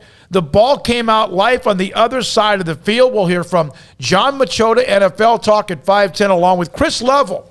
He's the color analyst for Texas Tech men's basketball in the atmosphere up in Lubbock last night. And call, of course, Paul's Top 5 at 5:55. Sikkim, 365 Radio and 365 Sports. IdealMRI.com can save you hundreds and hundreds of dollars and maybe even thousands of dollars. They do MRIs, and they have a state-of-the-art technology MRI machine. I have been in it. It is amazing. It's what you need if something hurts, where you can't sleep, you can't function. It might be a muscle in your neck or your shoulder, maybe a ligament in your knee. It hurts. Well, MRIs will figure out why it hurts, what's torn, shredded, or maybe even just not good. And, oh, by the way, muscles and ligaments and more. I had an MRI, and Dr. Rob Maxey and I talked about this. My brothers have had issues with prostate cancer and a pretty severe amount as well. He suggested I get an MRI to check out my abdomen, to make sure there was nothing there that shouldn't be there. And quite frankly, it was great, and the peace of mind when that MRI came back clean. You never know. Now, it also can save you money. I mentioned that. $497 or less every single time, maybe less, and the average MRI is $1,100. They're located right here in Waco in Central Texas, in the Central Texas Marketplace. It's a beautiful facility, state-of-the-art technology, techs and specialists, doctors, and more. Call them for an appointment at idealmri.com. Baylor University is where lights shine bright. So, let there be light. Let there be roommates and teammates, scholarship and championships. Let there be fresh starts and new traditions, fast friendships and lasting impacts. Let there be laughter. Let there be joy. Let there be light. Baylor University, where lights shine bright.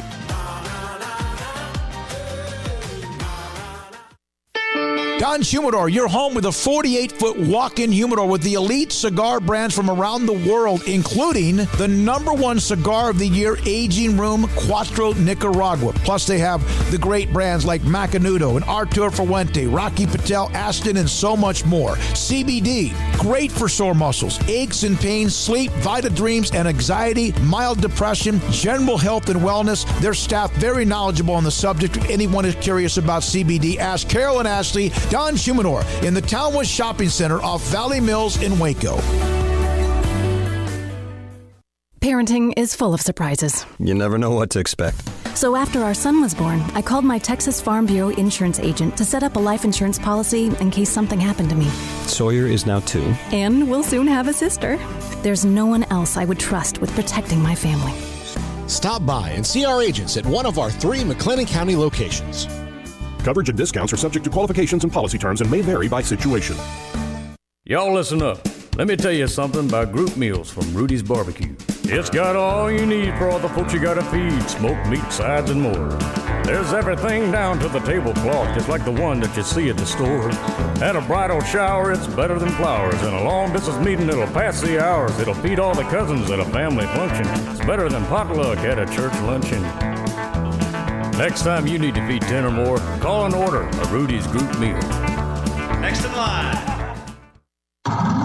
It's plain and simple. Waco Custom Marketplace is the one-stop shop for what you need for tailgating, from charcoal, cold beer, and wine. And, of course, customize your order with brisket, tri-tip, sausage, wings, smoked pork tenderloin, country-style or pork spare ribs, marinated beef and chicken fajita meat, ground beef and chili, meat, hot dogs, and burgers, buns, seasoning, sauces, chips. There's fresh baked bread and kolaches every day, breakfast sausage links. And you can also customize your favorite cut of steaks from select, choice, or prime, bacon wrap fillets, ribeyes, New York strips, sirloin, T-bone, and porterhouse. Full service butcher shop includes pork, poultry, beef, chicken, and seafood, serving Waco restaurants and families since 1940. Your one-stop shop for beef, pork, poultry, and seafood needs. Waco Custom Marketplace, 425 Lake Air Drive, or WacoCustomMarketplace.com.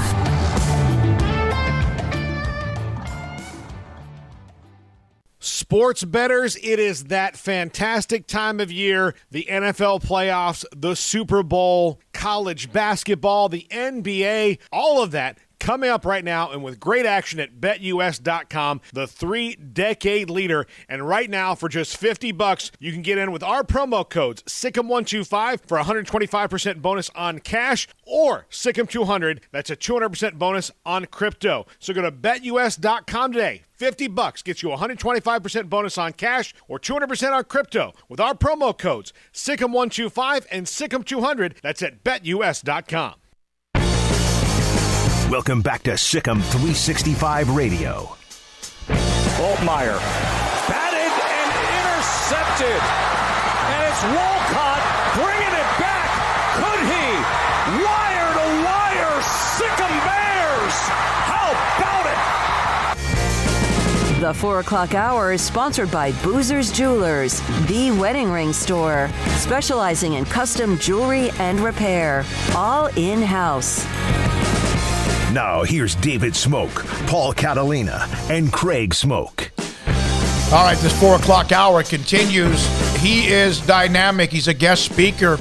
Tyler Campbell's written a book. It's called The Ball Came Out, Life from the Other Side of the Field. Tyler Campbell, Christian, his brother, Earl Campbell's his father, and he joins us on Sikkim 365 Radio and 365 Sports, and this book is about to be released at the end of the week. Tyler, Craig Smoak with us, Paul Catalina, David Smoak, great to have you. So when did the idea of you writing this book even start?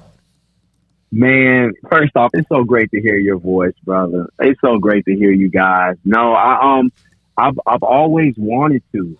As a speaker, I've always wanted to get to the place of being able to sit down and write my own book. The only problem was, for some reason, I couldn't be my true and authentic self. Like, I couldn't get to the place of getting everything out, and over the last year, I started going through the therapy process. I started seeing my own therapist because there are a lot of things in my life that I just, I buried and never really worked through. And so after going through the therapy process for a year, I finally got to a place where, man, I can make the pen move.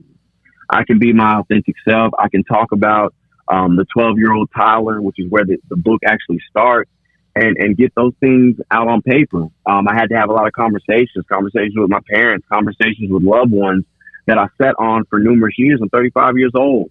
And so it wasn't until I confronted people and individuals, let people know how I really felt, that I could get to a place of writing. And so that's kind of how the book finally got written that way.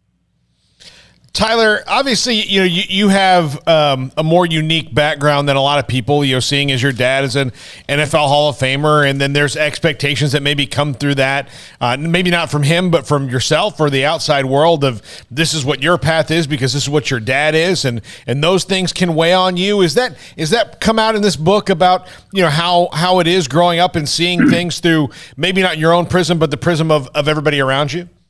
Yeah, absolutely. And you hit the nail on the head. Like my family, nothing but love. And I think you guys know Dad enough to know that football was literally the last thing that he wanted to talk about and wanted us to even, he didn't even want us to play.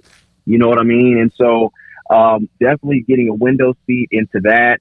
And yes, a lot of the stuff that I built up, a lot of the thoughts that I had were not because they came from family, but because I processed things from the outside world looking in and never really got those things off of my chest, changed the way that I viewed myself, and then getting to a place of not being good at sports, being terrible at sports for a long period of time and failing expectations in other people's eyes and also navigating that life of when you do become successful. When I was labeled the number 2 running back in the state of Texas as a junior in the Texas Top 100 by Rivals.com, number 33 prospect overall, Adrian Peterson was number 1. Like, I was the number 2 junior prospect of the 2004 graduating class, not knowing how to handle success, right? And because you're viewed as that kid who didn't have it, was always a year behind. I was a year late than everybody graduating. So when people were turning 16, I was turning 15. And being late behind in development, all this success comes your way and not knowing how to handle it and faltering with those things. And just navigating my life. Now, people don't know it, guys. I went through the alternative education system for a stint in my high school years because not knowing how to handle things and just growing and just giving people that real insight of who I am and myself, and being able to put those things on paper. Again, not because parents felt that way. This is just the mindset of a kid, and I internalized a lot of things and never knew how to come out with those things. That's how I felt internally.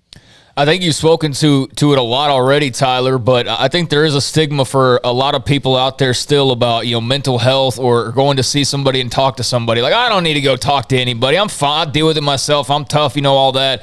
What would you say to those type of people who are kind of locked in that mindset?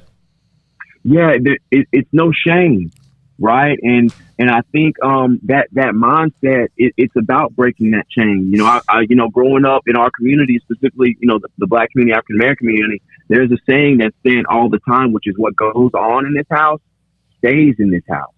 And it's that notion of we don't talk about those things. Be strong and rub some dirt on it.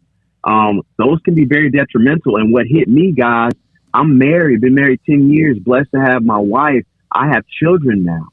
And knowing that my children deserve to have their full father. My wife deserves to have her full husband. And the only way that I could get there is if I took things that are previously in my life and have scarred me, have hurt me, have changed the way that I view things. Until I get those things handled, I'm doing a disservice to my family, the people who love me the most, because they're not getting that true dad or that true husband, or to my parents, that true son, to my brother, that true brother, so it was looking in the mirror and what I learned, at the end of the day, guys, I actually set myself free, and that's special for me, because when you're bound, you're worried about speaking, you're worried about coming out and talking to total strangers. And what happens if you reenact these moments in your childhood? How does that look after you relive those emotions? What's on the other side of that is freedom, is peace, is happiness, is love. And my kids and my family deserve that, guys. No, you're right. And I've known you for quite some time. And I didn't even know about alternative education. And that's fine. I mean, there's a reason why there is alternative education. And I know you've battled multiple sclerosis since you were when you got through that, then you go to San Diego State and then you deal with the diagnosis. What was that like? What was that? A punch in the gut? Is that also a part of all this? Yeah, and that's the title, right? I think as I look back over my life, I can't tell the story of my life without football. You know what I'm saying? That's impossible. I was born into a football family, so I'm not going to shun that and neglect that. The ball came out of my life many of times, guys. I fumbled the ball many times. There were turnovers. There were changes of possession in my life. But what did that life look like on the other side of the field? And that's kind of the story that I wanted to tell, was battling through that adversity of the ball constantly coming out. But there's also the life on the other side. For example, when a ball carrier turns the ball over, the life on the other side of the field for the team who's recovering the turnover is really good. You know what I mean? Mm-hmm. So I wanted to talk about the adversity moments, but also how I got through those. That's how the title came to, the life on the other side of the field. For me, when MS hit me, again, because I didn't know how to process, and I'm still living as 12-year-old Tyler, even though I'm 20-some-odd years old, I'm 220, 230 pounds, 6 foot, playing fullback and running back at San Diego State on full scholarship. I'm still navigating the world, very much scared and fearful. So when MS came into my life, I never told coaches. I never told my friends. I went to see the team doctor after playing BYU. He had no idea what it was, and I was sent to Scripps La Jolla Memorial Hospital, where I had to find out on my own. It wasn't a football-related injury. And so because it wasn't football-related, I was neurologist. I was MRIs. I was spinal taps all by myself. It did not have anything to do with SDSU. And so, again, there I was, like, by myself in a very pivotal moment. I'm in California. My family's in Texas. I'm doing all this stuff, and I'm finding out about an autoimmune disease by myself. And my only question to the doctor was, can I still play football? I wrote that in the book. I never, to this day, had a conversation with my coaches about my diagnosis because I didn't want to lose a scholarship. And I think a lot of that goes underneath the table. And you guys know this, especially with spring sports, basketball. Like, your scholarship is honored, on a year. People lose scholarships, right, guys? Yeah. This happens, right? That your scholarship, it can be lost. And I was terrified about if I told somebody that my scholarship would be gone. Whether or not that was true or not, I'm just saying that's how Tyler interprets it. So that's why I never told anybody. And so becoming the first one to play Division I college football, I had no idea that's what I was doing. I was just a kid who wanted to keep his scholarship because I graduated early my business management degree that spring. I got diagnosed in December. I was graduating the spring. I didn't want to inhibit that, and I signed my letter of intent, meaning I had a commitment to my teammates, and I didn't want to jeopardize that. So it was out of fear that I played the game. It was out of fear. I didn't want to lose it. I wasn't ready to stop playing ball. That's what propelled me. Tyler, we've had your dad on a bunch of times, and one of the things I can see kind of overlaps is that you guys are both really introspective people. He is astoundingly introspective or observant of the world. What are your conversations together like when you're just talking about life? Because you're both very deep dudes. Yeah, I think for me, it's a lot of conversations about fatherhood, right? And my dad didn't have his dad very long. And for him, his greatest joy, outside of meeting my mother, was like having children of his own and him we're 30 some odd years old. My dad didn't get to have those conversations with his dad at 30 some odd years old. He only got up until 11. So it's more, our conversations are more now about life. He knows I'm a speaker. Him and Christian are more business oriented and sports oriented. Me and my dad are more life oriented, family oriented. And most people don't know it. My dad got his degree in speech communications. My dad's a speaker, guys. He went to the Moody College of Communications. So dad gets it when I tell him I don't have to rehearse speeches. I just get up there. Like, he's like, that's how he is. So the greatest gift that I inherited from my father wasn't necessarily the football aspect. I rock and vibe with him on a deeper level because I inherited the speeches. And if you knew my grandmother, Ann Campbell, you would know that she was fantastic about relationships, about words, about loving people.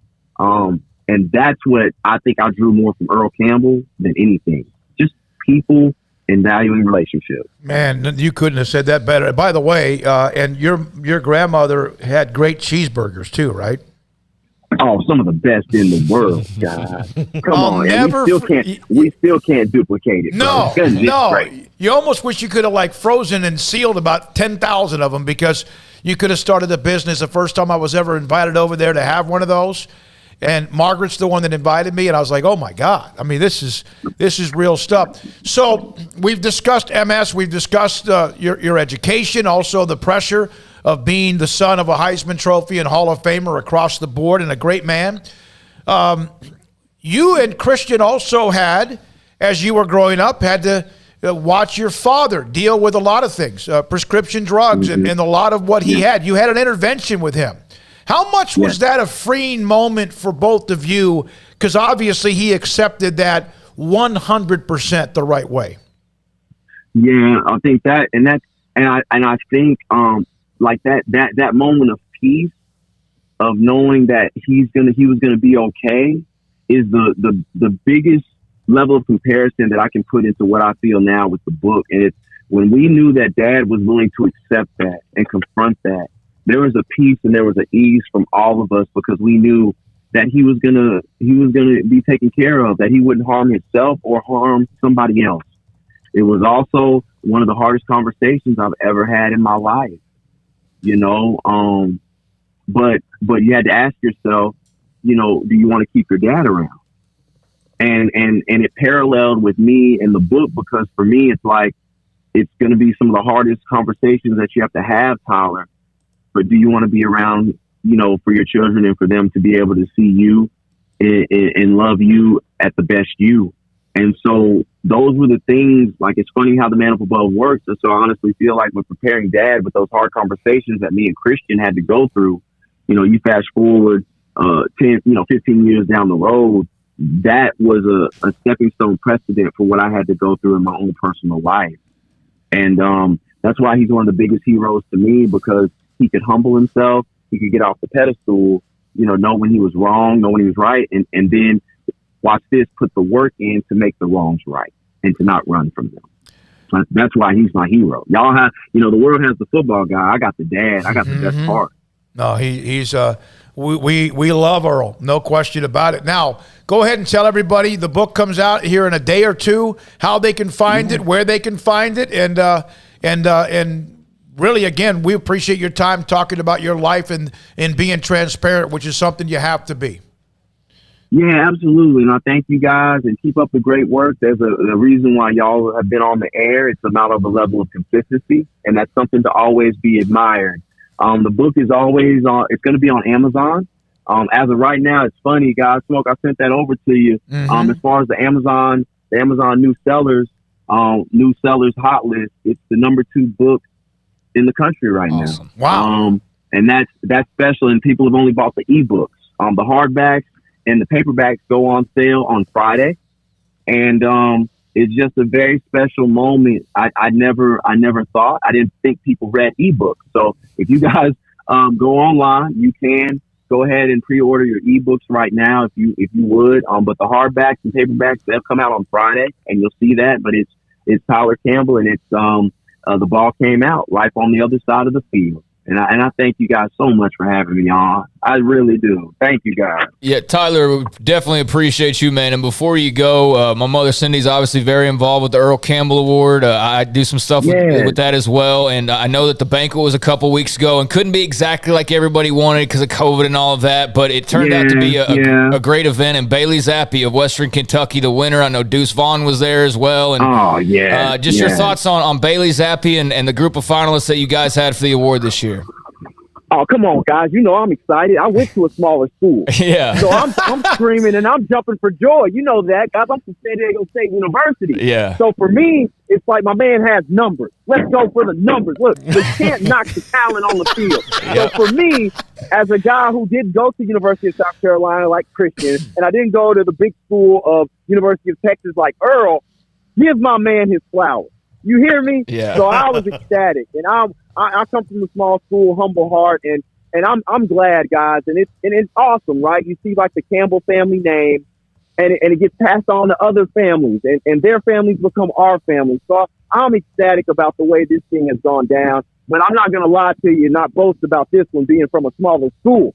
Okay, I'm excited. I'm Giraffe Kitty and Hippo happy. That's baby. awesome.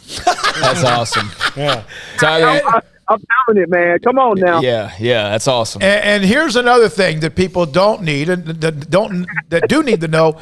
You can tell this young man is a motivational speaker, so contact him for that as well, because he will blow away. Book him right now. He will blow away your audience. Tyler, love you. Thank you so much. I love you guys. All right. Love you guys, and thank you. Have a great show, guys. Thanks, Tyler Campbell, the Amazon book again, opening the window. The life.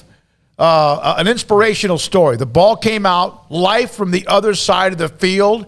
I did not know about he had some academic issues in high school at Westlake on his way to San Diego State. I've known about multiple sclerosis and a lot of other things he's dealt with, but it's great to hear from him, and his brother Christian's a great kid too. Great young man too. No joke though. If you want a good public speaker, and I'm not just saying that, but the Campbell family, they're good people, man. They're down and honest and true good people, and Tyler's great. Obviously most people know Earl, of course, but Tyler and Christian both are great reps for the family. And go out and buy that book, or go out and book him for a speaking gig, because you'll get your money's worth. I've read some of the advance that he sent over, and it's really interesting. One of the things he mentions, and I've got an idea for the second Campbell family book, is he talks about how when Earl retired and they started Earl Campbell Sausage, he was determined to make it successful. And there are, by the wayside, many athlete-sponsored brands of things that just cratered.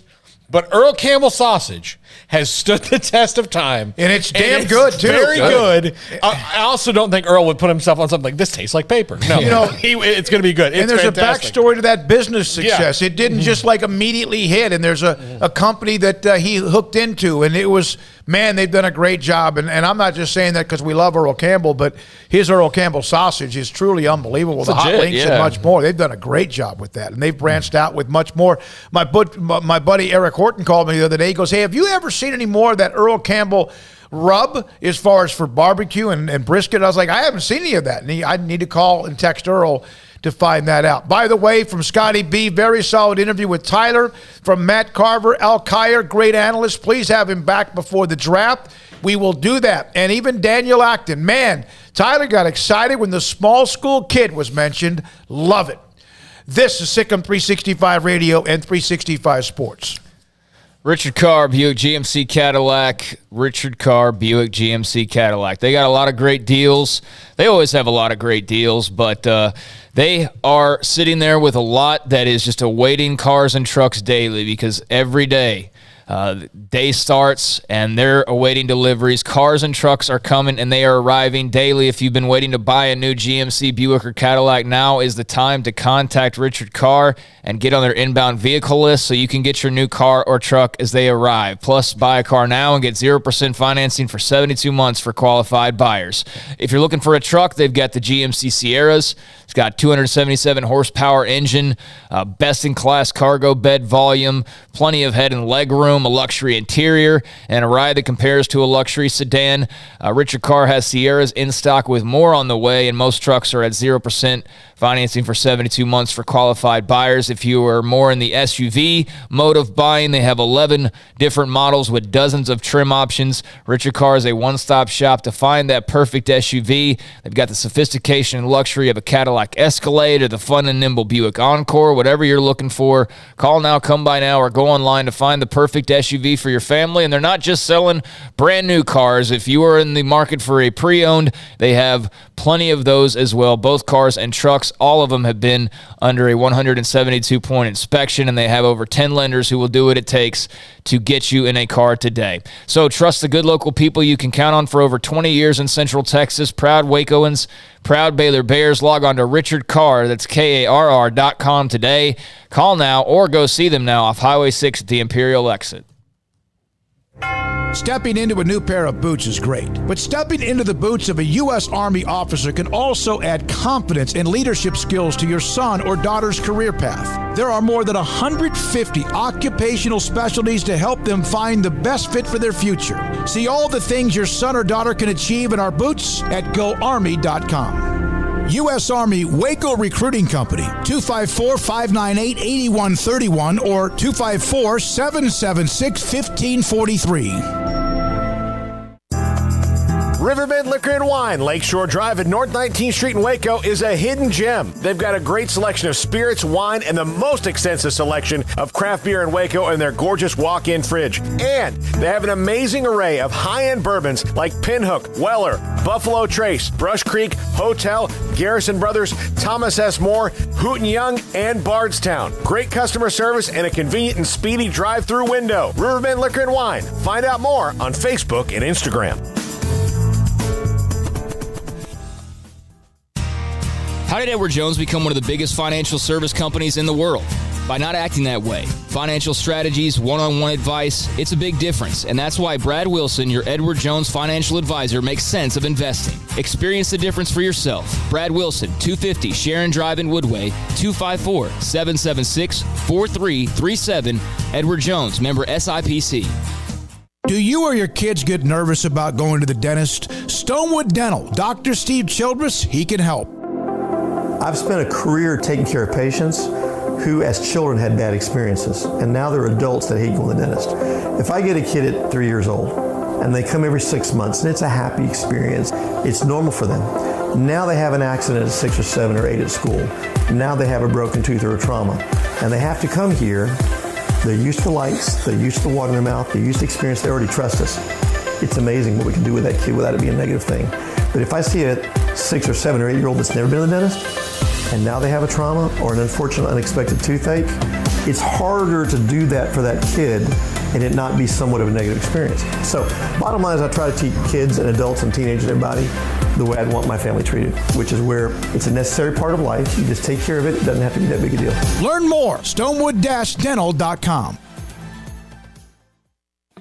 Born in Waco, Brotherwell Brewing exists to serve the Central Texas community with locally crafted beer of the highest quality. They want to bring Central Texas closer to the brewing experience so everyone can enjoy well-made beer as much as they do. For 2.5 years, they've been bringing high-quality beer to Central Texas at their location on Bridge Street in East Waco. Brotherwell Brewing believes in community and bringing people together to enjoy products made in their community. So for your game day, whether it's a tailgate or at home, stop by Brotherwell Brewing for high-quality craft beer made right here in Central Texas, 400 East Bridge Street, and check them out online at brotherwell.com.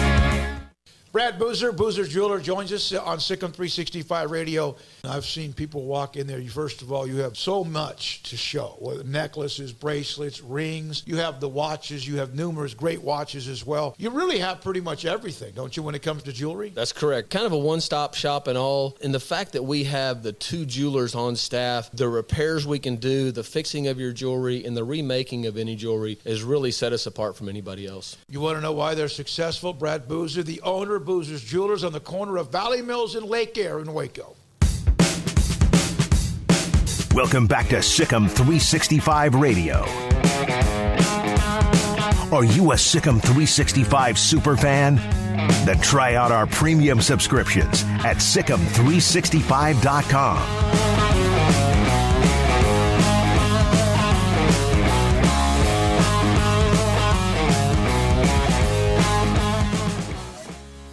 Baylor guard Jordan Lewis, David Smoak, Sikkim 365 Radio and 365 Sports. Jordan, thanks for your time today. What a weekend for you, and also what a week ahead.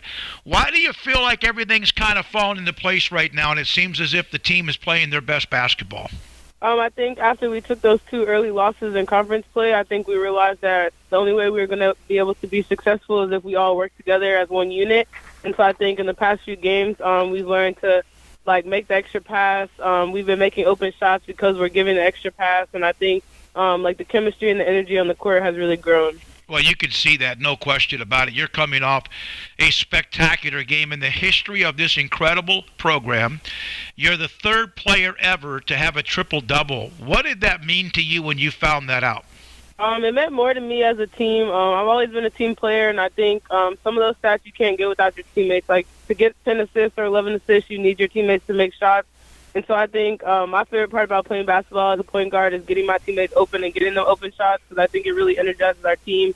And so just as much as it was an honor for me, it was an honor for the team, and I just always try to do my part on the court. It's not that your role has changed because they need you and rely on you, but it seems like you're kind of almost in the off guard. It doesn't mean you don't run the point and you get the assist or whatever, but do you feel like maybe you're kind of now more comfortable where you are?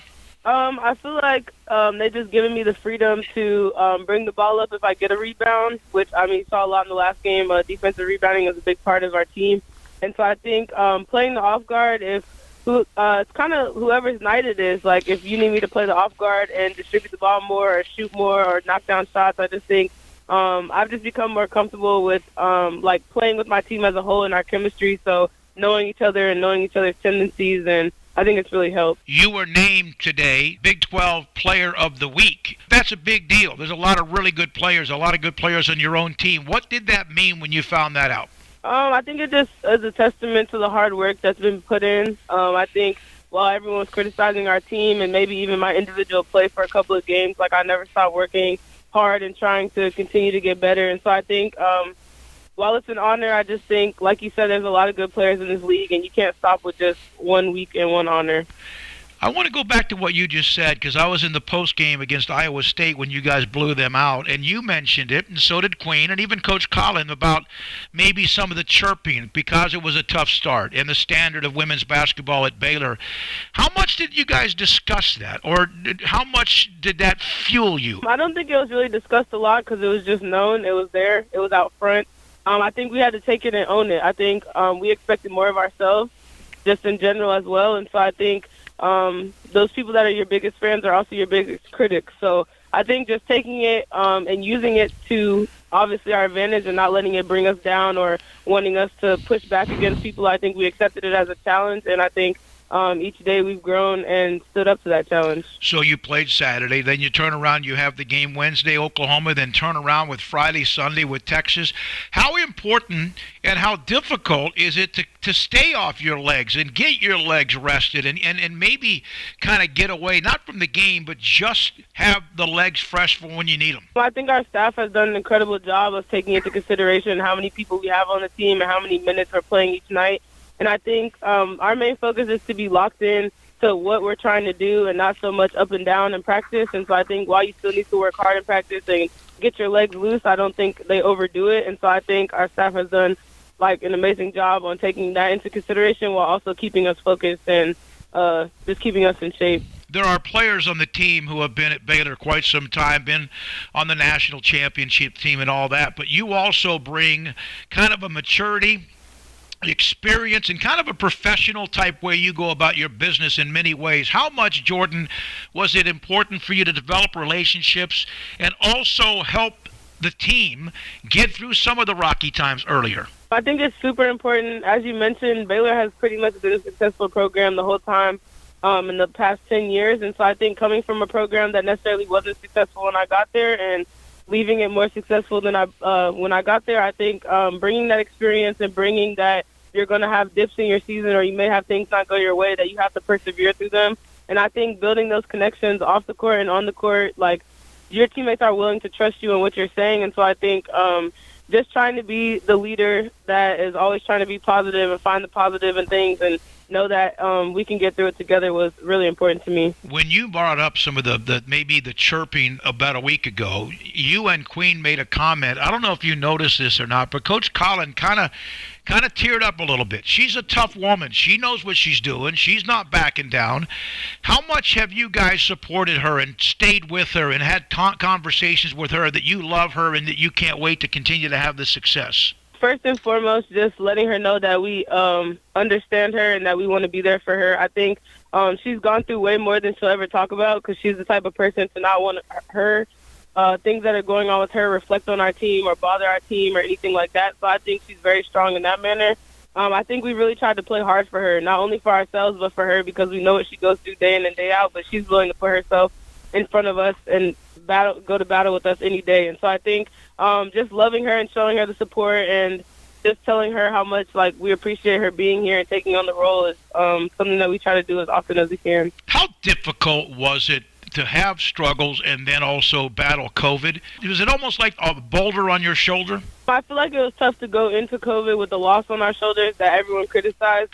I think just sitting there day after day after day thinking that you went in with a loss and now you're missing games and you're just waiting for the opportunity to get back on the court. So I think while it was tough, it was also a lesson. And I think while COVID, we don't want to say it's a good thing. I think it might be what happened to our team that was able to turn our season around so fast. And so I think we just had to stay positive and we had to take everything that we could out of it and just make the best of it. When I've spoken to your mom and dad, and I saw your dad at the game against Iowa State, and they've traveled, going to be in town this week, and I know that it's hard for them because of where they live, but they love you and want to be around with you, and you play great when they're there, and you play well even when they're not. But how much of an influence have they had? I feel like my mom is more off the court. She really holds me accountable to be a good person just in general as a human being, and I think my dad has that competitive side that brings that energy. He's always challenging me. I think I'm the hardest person on myself, but he's a close second. He's always there to support me, but he's also not going to let me do anything that he thinks is not what I can do. And so I think having them as parents has really made me who I am today, and I think having a mix of the love and also support, but also the challenging side to them has really made it what it is. You had to show some toughness yourself and resiliency when you transferred in, and then all of a sudden in the middle of that, right after that, there's the coaching change. You have a fire that obviously burns pretty deep, that you wanted to stay here and help this program get through the transition and be great. Where does that come from? I've always been a person that believes in people who want to give you the best. I think even when I talked to Coach Collen for the first time, she made it known that she wanted me here, and she made it known that she could help me with my future. So I think that was a big part of it. And also just watching Baylor and knowing some of the players on the team, they were a competitive group. They know how to win.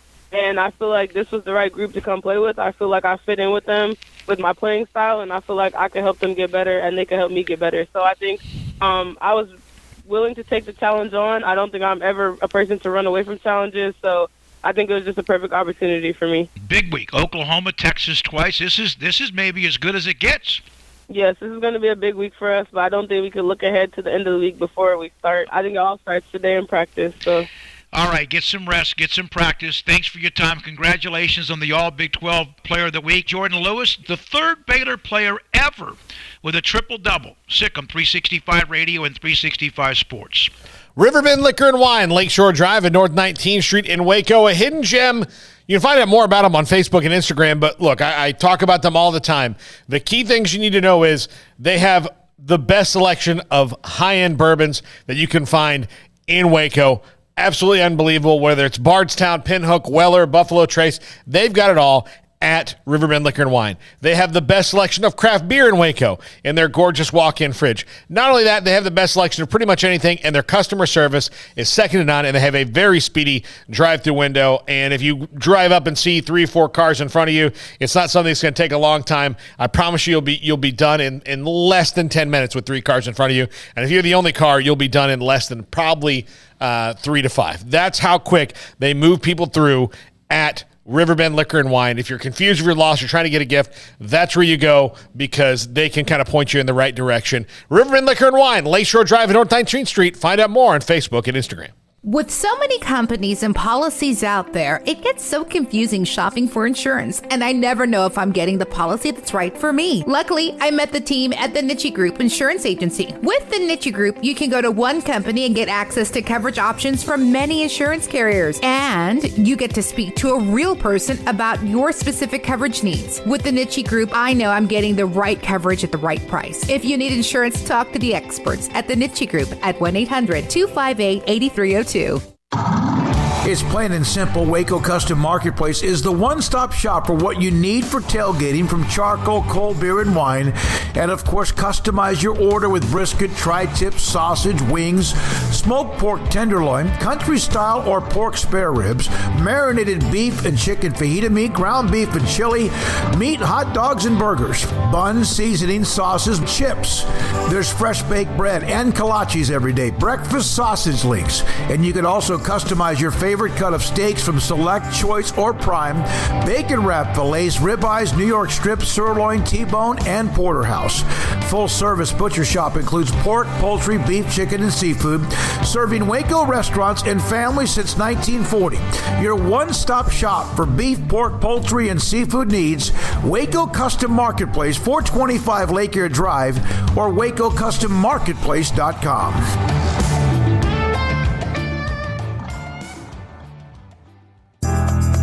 Riverbend Liquor and Wine, Lakeshore Drive at North 19th Street in Waco, is a hidden gem. They've got a great selection of spirits, wine, and the most extensive selection of craft beer in Waco in their gorgeous walk-in fridge. And they have an amazing array of high-end bourbons like Pinhook, Weller, Buffalo Trace, Brush Creek, Hotel, Garrison Brothers, Thomas S. Moore, Hooten Young, and Bardstown. Great customer service and a convenient and speedy drive-through window. Riverbend Liquor and Wine. Find out more on Facebook and Instagram.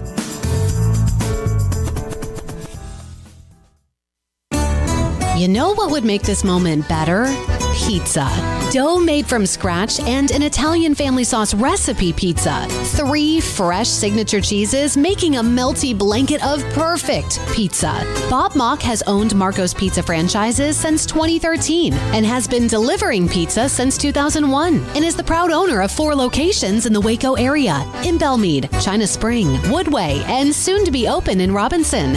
Order at marcos.com to make any moment better. Marco's. Pizza lovers get it.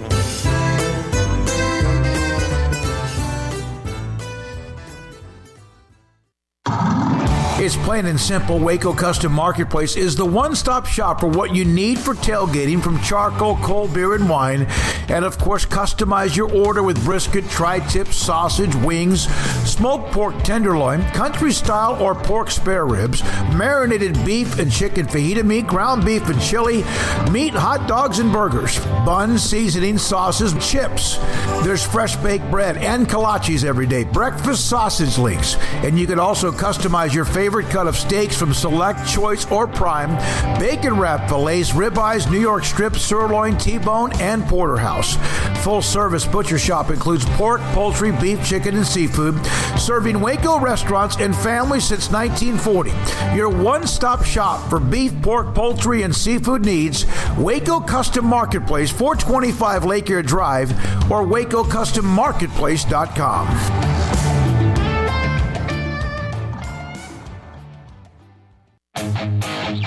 Welcome back to Sikkim 365 Radio. It's time for our weekly segment with John Machota of The Athletic, brought to you by Pioneer Steel and Pipe, where customer service is their main focus, and best in metal, steel, and pipe for large or small projects, with 2 locations in Waco and Bryan. Family owned and operated since 1943. Now here's David Smoak, Paul Catalina, and Craig Smoak. That Baylor women's game against Oklahoma, which was originally a 7 o'clock tip, is now a 7:30 tip. And if you happen to want to go, I've got 4 tickets and parking. If you want to text me, 254-339-1122. We'll try to work that out here. And that's from Lane Pittman. And I'm trying to get, if you want 4 tickets and parking for that game tonight at the Farrell Center. John Machota, theathletic.com, covers the Cowboys. John, has it been kind of a nice, quiet week? Is there any drama? What's going on with the Cowboys? Because there's always something. I don't know if there's any drama. Stephen Jones talked yesterday at the Senior Bowl, and he had some interesting thoughts and some things. His comments made it sound it's certainly not a slam dunk that Amari Cooper is going to be back. Let's just put it this way. After I heard Stephen's comments at the Combine, I think I went from thinking about 60 to 70% Amari would be back to now I'm down at maybe 50-50 at best. Certainly didn't give a ringing endorsement. He wasn't blaming just Amari for his play and that. He talked about how that, they need to scheme things up for him and he needs more targets and stuff like that. But when, it came time to talk about how the $20 million that he'll be making next year, and Stephen just started getting into basically, when you pay a guy, big money like that, you want that production and stuff. So that's going to be the big stuff coming up. We already know that they can't sign many players outside the building, and certainly not any that are of major consequence. And you'll see on websites and things like that over the next couple of months, free agent players, and the Cowboys logo next to their name or their picture, like, the Cowboys in on this guy, and just like every other year in the last decade, they're not. But it really, the most interesting thing is going to be the DeMarcus Lawrence and Amari Cooper situation.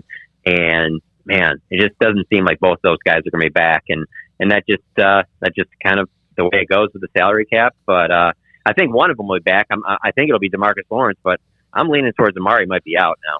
Well, if Amari Cooper's gone, Cedric Wilson's headed to free agency. Michael Gallup is headed to free agency. Malik Turner is headed to free agency. So really it's CeeDee Lamb and Noah Brown headed to free agency. So it's CeeDee Lamb and Simi Fehoko at that position right now for them. So if Amari Cooper's going, that's a pretty big swipe at that position. Yeah, it would be. And now I will say if you get rid of Amari, I think it saves you about $16 million on the cap. I think you spend a little bit of money on another receiver, and obviously you can address it in the draft too. I don't think that me personally, I believe it's one of the easiest positions to add bodies to in just because of draft. How many good receivers come out in the draft every year? It's such a young man's game, and then because of that, there's a lot of them. It's like the complete opposite of quarterback. Like there aren't a lot of great quarterbacks, so there's this constant turnover time with wide receivers. You can find a good wide receiver in the 4th, 5th round that can come in and play for you and play a meaningful role his rookie season. And then that also, with that in the case, there'll be other veteran, free agent wide receivers on the market that, hey, they might be willing to take a cheap 1-year prove-it deal to the number 2 for the Cowboys or the number 3 for the Cowboys. So I think when it comes down to it, and it's not going to be an either or, the Amari or DeMarcus Lawrence, but if it was, you look at their positions and finding, a good edge rusher, it's just way more difficult than finding a good wide receiver. Now, that doesn't mean you're going to find a receiver as good as Amari Cooper. But then again, look at how good the receivers were this year. And last I checked, they're not playing right now. So, how much will Juju Smith-Schuster's comments, I guess, maybe hype up the train for him and Dallas as a possibility? I mean, yeah, if he's willing to take the veteran, really cheap 1-year prove-it deal, it's a possibility. But I don't see him being that type of player that he would do that. So that's why I don't know. I think it's because he's here for, a 7-Eleven commercial shoot with Dak. And so obviously why not ask him about something like that? But I mean, somebody like of that, I think it would be unlikely. Yeah. I think it would be, that's the thing. People will point to, remember before Amari, they didn't, have a true number 1 receiver, and they went into the year with Deontay Thompsons and Alan Hearns and guys like that. Well, they got CeeDee Lamb now. So that's one piece. You just need to add, another one there if you're to lose Amari and Michael Gallup and Cedric Wilson and those guys. So, but I don't think they're going to lose all of them, and I really don't. I think that there's a chance that they could possibly get Cedric to come back, and if not, then you could also potentially have some money for Michael Gallup. So I don't know. There's a lot of pieces to be played here. It's very obvious that this roster is not going to look the same way this year as we knew going into the playoffs. Sometimes we ask you about the Cowboys and stuff in the NFL because that's what we have you for. But yeah, as a beat writer for the Cowboys, and we've asked others who have covered them over the years, can you try to explain that you have to be watching or listening or at pretty much anything that anybody within the organization, it seems, that does? Well, that's a good question because it's all about how good of a job you want to do. And so for someone like me that, I'm always on Twitter. I'm always, I'm reading everything that's out there that everybody's saying. I mean, it's beyond, like, this is not like a 40-hour 9-to-5 job work. It's not even close to that. And believe me, I'm not alone on that. I mean, this beat has a lot of people that are on that same wavelength, that you really don't get very much time, downtime. There's not a lot of, time for yourself or your family and things like that. Again, that's it, depending on the job that you want to do with it. But the Cowboys certainly put out enough stuff, and they're always involved with a wider range of topics because of Jerry, because of their brand and all of that you can almost bring the Cowboys in every conversation, and so because of that, you really don't ever feel like there's some off time. And it is, when you do get people like, friends and people you just come across like on the road and stuff like that, they'll ask you, oh, so you cover the Cowboys, so what do you do in the off season? It's like, no, I cover the Cowboys all year round. That's just how it goes with this team. John, the Bengals are in the Super Bowl, and Mike Brown is not nearly as engaged as an owner as Jerry is in many respects, and he's made it in. Jerry's been super engaged. He's done it with signing big free agents. He's done it with, trying to build to the draft. He's done it kind of halfway. What is it going to take? What kind of methodology is he going to have to find to get this team back in the Super Bowl? That's a great question coming off of the way they lost in the playoffs, because everything I would design for you talent-wise and roster-building-wise in today's salary cap era, they had this year. I mean, yeah, did they have the perfect running back situation? No, but they had a running back situation that was good enough on paper that they could easily be still playing right now. The offensive line, you could argue, was the biggest disappointment on the team, probably was. But they have the talent on the roster that offense could still be playing right now. Quarterback, wide receiver, the way the defense played, especially compared to the year before. There a lot of the makings are there on this team right now. I find it hard to believe that anybody that wants to just go ahead and that's a really hardcore like talent evaluator and follows it. I have a hard time believing that you put the Cowboys roster next to Cincinnati's and you're just like, yeah, this isn't even close. Like, okay, if you say so. Like, is Joe Burrow playing better than Dak Prescott? Yeah, there's no question about that. You can say that, Jamar Chase is a better number one receiver. You can even say their receiving core is better than that. Their offensive line, even as bad as the Cowboys' offensive line played, the Bengals' offensive line isn't any better. They got Joe Burrow sacked 9 times against Tennessee. I mean, it's amazing they even won the game after that happened. And so that's my whole thing. I don't think the Cowboys on paper are that far away, but they have to be more disciplined. You got to cut out those penalties. The team just has to be better coached. And so I don't think the team's going to be as talented next year as it was this year just because of the salary cap and things like that. But in terms of building a roster that has a chance to run, they did it during the 2021 season. John, we talked to you last week. I think it was the day after that Dan Quinn became clear that he was going to stay with Dallas. How surprised, if at all, were you by that? And sort of where are we now with Kellen Moore and whether or not Dallas could, and probably, I mean, based on kind of the thought a couple weeks ago, could return both coordinators? Yeah, I thought at the end of the season that Dan Quinn was locked to get one of the head coaching jobs either in Chicago, Denver was number one, but Denver, Chicago, or the Giants. And so for him not to get any of those, obviously it makes sense to come back to a defense that he had a lot of success with, and that it's a young defense that he can build on. And I'm sure he looks at it as a great opportunity to have more success and be even better than they were last year. And as long as he does that, he'll be right back in this cycle of head coaching interviews again next year. So it's not a bad move for him. Get a little pay raise. Get a little, I'm sure it's not as good as the pay raise he would have got as the head coach, but it certainly doesn't close the door for him on any head coaching opportunities. Those are still there. With the way the Cowboys offense played during the back half of the season, I don't think anybody would be that surprised if, Kellen Moore didn't get a job. But the way Kellen Moore was at the beginning of the season, the first 7 games, you would have thought for sure he's going to get one of these openings. But the way it went during the back half of the season and the playoffs, it made you less likely to think he'd get one. But it's, he's still in on this Miami job. He's had multiple interviews there that, they haven't filled that position yet. So it certainly seems like his name is just being seriously considered there.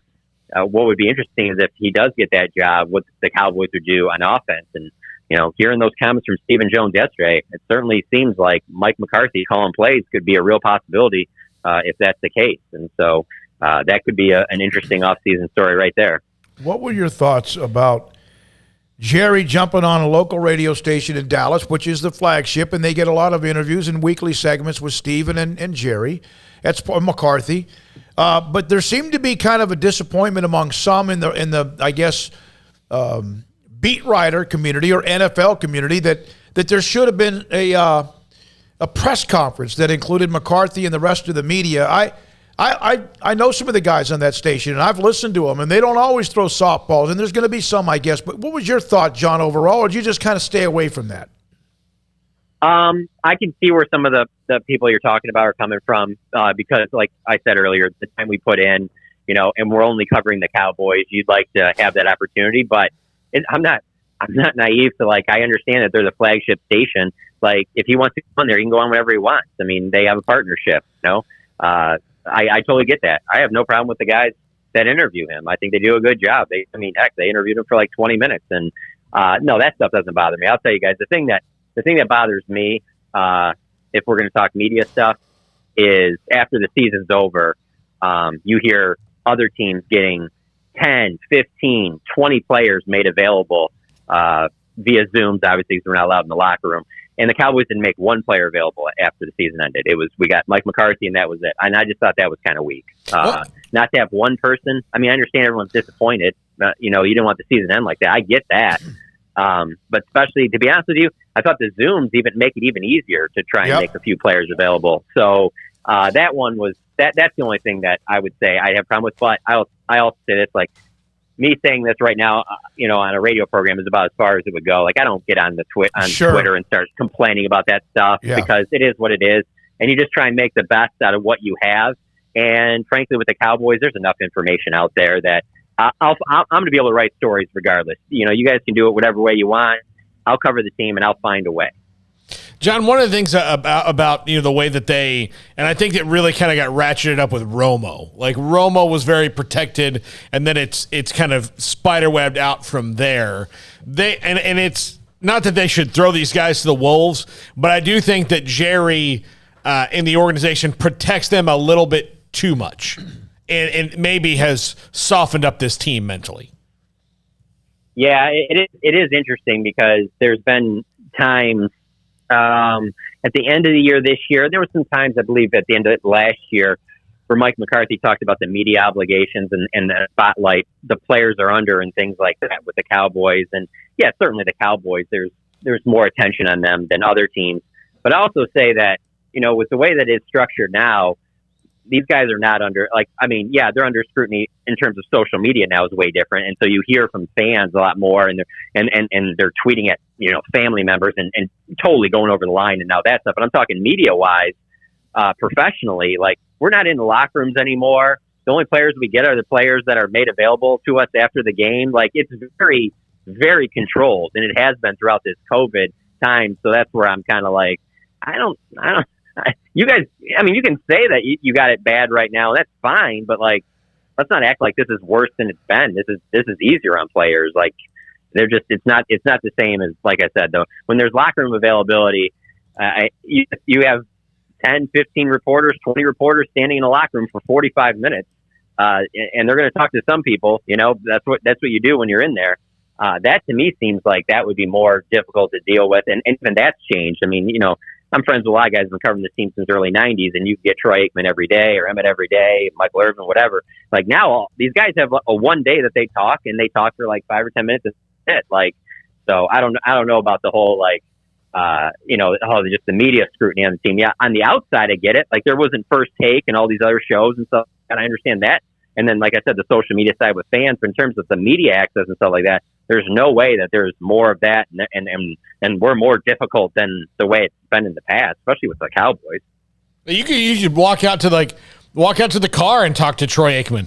Yeah, come out, walk to the car with me. I mean, if you tried to walk out to the car with Dak Prescott right now, I'd be like, John, what are you doing? Yeah. Well, I don't think I could get to where his car is parked. Yeah, exactly. No, that's the way it was. And honestly, this sounds like, of course, things change. But at Valley Ranch, the players did park around the side.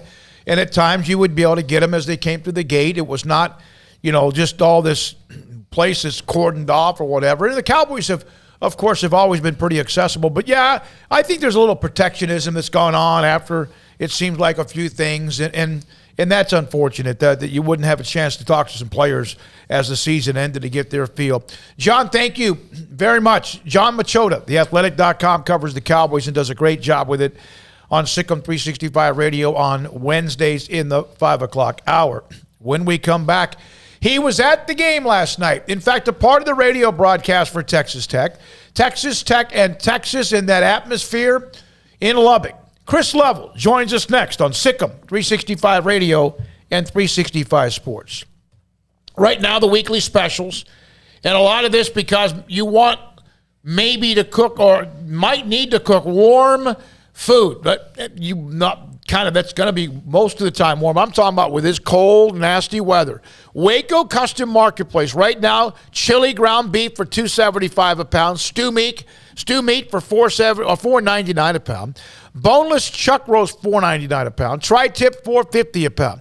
Bacon ends in pieces, $2.99 a pound, and whole chickens for $1.35 a pound. And these are some dudes. These whole chickens that you want to put in the smoker, on the grill, in the oven, cut it up, whatever you want. Boudin. Boudin. We're getting close to that crawfish time pretty soon. $2.99 a pound for Boudin, and 25% off the all boar's head lunch meat. Waco Custom Marketplace, where they have a hometown butcher shop and bakery. Fresh baked bread and kolaches every day. Cut your steaks as you want, and then go pick them up at 425 Lake Air Drive in Waco. This month, it's all about the championship drive as our hometown team celebrated the Big 12 championship and a Sugar Bowl win. So can you in your new vehicle from Allen Samuels Chrysler Dodge Jeep Ram in Waco. During the President's Day sales event, shop for power, performance, and reliability from our selection of the new 2022 Ram 1500 Lone Star. Are you planning your next adventure? Choose from a range of Jeep models, including the 2022 Jeep Grand Cherokee. Take home the trophy from Allen Samuels in Waco. Come by. Let's be friends. See dealer for details. All offers have credit requirements. Automatic Chef Canteen is a full-service micro-market vending and office coffee provider with state-of-the-art vending equipment, a wide variety of products, and offering custom-fitted micro-market vending office coffee solutions for your employee break room. You want a full break room solution and a workplace oasis? Well, Automatic Chef Canteen, locally owned and operated for over 50 years in Central Texas, also includes in-house mechanics on call 24/7 for fast, reliable service and maintenance. Automatic Chef Canteen, 6900 Imperial Drive in Waco, or online at automaticchefcanteen.com.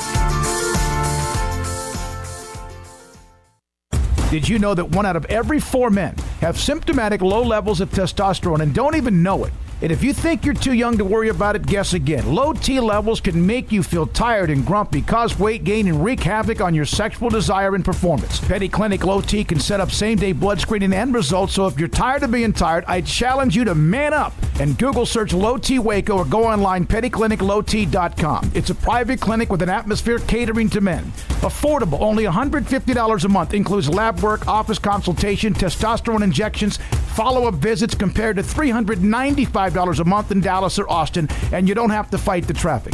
Petty Clinic Low T as board-certified physician consultations will provide the best form of brand-strength testosterone available. Contact Petty Clinic Low T today, just off Highway 84 and Old Hewitt Drive in Woodway. Petty Clinic Low T, helping men become the high-performance men they deserve to be. PettyClinicLowT.com or Google search Low T Waco.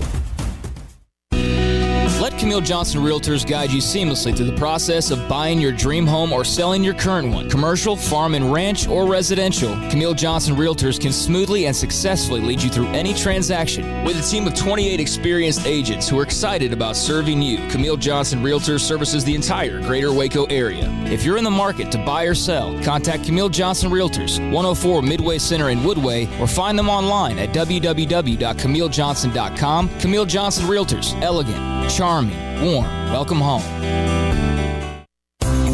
At Ideal MRI, we feel blessed to be a part of the Waco community. We're a small family business right here in Central Texas, and our goal is to bring down the cost of healthcare while maintaining high quality. At times like this, the cost of healthcare has never been more important, and unfortunately, significant illnesses and injuries still occur. That's why Ideal MRI is open and here to serve you through the difficult time. We offer premium MRIs just like a hospital with state-of-the-art technology and specialists, but you'll pay less. Sometimes thousands of dollars less, whether you're using insurance or not. At Ideal MRI, we accept most insurance and there are no hidden costs, even offering financing if that's needed. Everything included in the price, and you'll not get something as a surprise in the mail later on. If you need an MRI, ask your doctor about Ideal MRI. They'll know. You can schedule an appointment safely from home online in minutes at idealmri.com or give us a call, 833-IDEAL-MRI, idealmri.com. Welcome back to Sikkim 365 Radio. Have you subscribed to our YouTube channel? Search 365 Sports on YouTube. It is National Signing Day, and there were some elite players, among others, that signed, made it official today. We mentioned a handful of them, and also Baylor getting a commitment for the class of 2023 in a year. And then tonight in Big 12 basketball, Oklahoma State plays at Kansas State. And last night, KU won at Iowa State, but a lot of atmosphere and attention on that game in Lubbock. My God, Texas Tech beat Texas and all of what went with it. And we're joined by Chris Lovell, part of the Texas Tech radio broadcast crew, color analyst, who joins us on Sikkim 365 Radio. Chris, have you ever been through anything like that? No. I didn't know what to expect, but I'm not sure many people have. I mean, I don't know really anything in sports. I mean, we've been trying to think of examples of just like coaches going back or teams playing each other that would have created an interesting layer of emotion. I just really can't think of anything. So it was very fresh, and you know how people react to the University of Texas, and I think Texas, it's a compliment to them. They embrace that, but it elicits a certain kind of emotion. But you have a guy here that people bought into and embraced, and it was all just very fresh and in your face. And we didn't. It was a circus. I mean, it was a circus. But I thought the crowd was unbelievable last night and absolutely affected the game. What is it about the team that enabled them not to hyperventilate on the fact that, oh my God, look at this crowd? Yeah, I mean, I think for both coaches, you have to try to tell your kids to control their heart rate a little bit, and it's easier said than done because I'm sure I'm not alone, but I would guess a lot of people left that building last night just absolutely exhausted, mentally, physically, everything, whether you played or not. And I think Mark just his message to his guys, really leading up to it, was just. It's just a game, one game in the conference race. We've got to treat it like that. And this is an old, mature team. And I think what probably did help in some aspects for both coaches is that there's a lot of guys that are new to this deal. They don't have any background, Chris Beard or Mark Adams or the Texas Tech deal or any of that stuff. They don't. They weren't worried about that. They're just trying to win a conference championship or trying to win a home game in the league race. But. I mean, 5 minutes in, there were guys on the floor that were like totally exhausted already, and that's what. Because I mean, it was a circus an hour before the ball went in the air for tip. I mean, and so it's if you don't watch it, yeah, you can zap out quick. Stating the obvious a little bit, but just how important was it to get a win, regardless if that had been Texas or TCU or whoever, just in terms of the Big 12 race, remaining a game and a half back, whereas you could have been 2.5 games back if you lose that game, and then the double whammy of, it coming at the expense of Chris Beard in Texas, which would have been hard to swallow. Well, yeah, that's what also was another layer to making that game such a big one last night, is because it was meaningful. I mean, both teams are ranked. Both teams were neck and neck in the standings, and whoever lost that game is looking up at the other one in the standings. I mean, that was just another layer to kind of check that box on what made it such a big deal. And yeah, all the pressure is on the home teams in these league games, but that's just the bottom line, because that's the recipe. You better win them at home, and you better go steal a few on the road. And that's what Kansas has always done. That's what Baylor has been doing recently. I mean, that's just been the recipe. And yeah, there was an enormous amount of pressure on Mark and those kids. It was mostly unfair for that game last night, and Mark even used the word responsibility after it was over. Like, we had a responsibility, and that's a lot for a first year coach, because that's all he's heard about since he took the job was that game. And I think it was relief that he was able to give that to the fan base last night. Chris, I'm not trying to get you to involved in this part, but I do. Was there anything to some of the angst or maybe confrontation the night before that was being reported by some between those two at a practice or a shoot around? It was that I think it's all semantics on how it's phrased, but they had a conversation. I was not there. I've talked to about 7 people or so that were close by. I think there was, I think that the way Mark kind of described it was probably best last night. I think Chris really felt like maybe Mark could have done more to squash the animosity. Maybe that was there, and present, and so that was kind of the gist of it, but there's no exchange or altercation or whatever. I mean, it was just tense. I mean, this was an emotional, raw event. Nobody knew how to act. I wasn't sure. I've known Chris Beard for 20-something years, and he's been great to me. I know all the guys on this staff that were all here, and I've been in through those wars with those guys. When you're part of the broadcast, you travel around with them. But again, so that's why people have reacted the way that they have. It was just very raw and fresh, but there was no quote unquote confrontation, in my opinion. I think that's an interesting phrasing that whoever reported that. I will say this about Chris Beard asking, thinking he didn't do enough. That's kind of like saying, hey, you've got a fire hose to put out the fire, but the fire's the thing that's going to help you win the game. Well, he's not gonna do that. There was just no way. It's kind of a weird ask to me. Well, and again, I wasn't there, but I think Mark was in an impossible situation with the whole thing. If he doesn't want to go out there and tell the fans to calm down, if anything, but he also, that's what's different about Mark and Chris too, to a certain extent, is Mark is solely focused on his team and just basketball stuff. Chris was involved in so much more out here with the fan base and the students and marketing and tickets, I mean, all this stuff. And so, but that's just kind of who each guy is, but yeah, that's, again, it was very dicey no matter what. It's an impossible line to try to walk if you're on either side of that deal. But I don't think Mark was in the wrong for not coming out and going, please calm down, or don't be crazy, the next night or whatever. Do you think, and obviously the win makes it even easier and more special, but do you feel like, Chris, that it's almost a relief that game is over? 1,000%. I can tell you for 100% fact, there's a lot of people on both sides of that deal last night that are glad that that's in the rearview mirror. It's been, the iceberg was going to hit the boat. We all knew it. We didn't know, you didn't know how either team was going to be, but everybody was just waiting. Everybody's being asked about it. People are writing about it. You've got, national writers that have been embedded kind of there and here, building up to this. And I think that it was just a lot. I mean, there's 5,000 people hanging out in the field, camping out, right below the field, right below the arena, 2 days before this game. I mean, it was a carnival. And it's just a lot. I mean, everybody was worried. Is something crazy going to happen? How much security do we have? Do we have enough? Okay, what if we don't play well? What if we do play? I mean, it's just a lot. And so I think, I would echo that. I'm sure everybody's thrilled that thing's over with.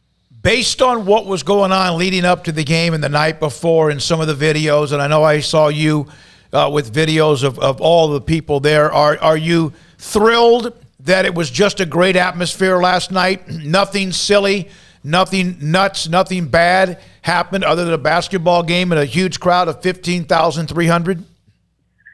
Yeah, I think you can't always say this about, and some of the reputation up here is well earned.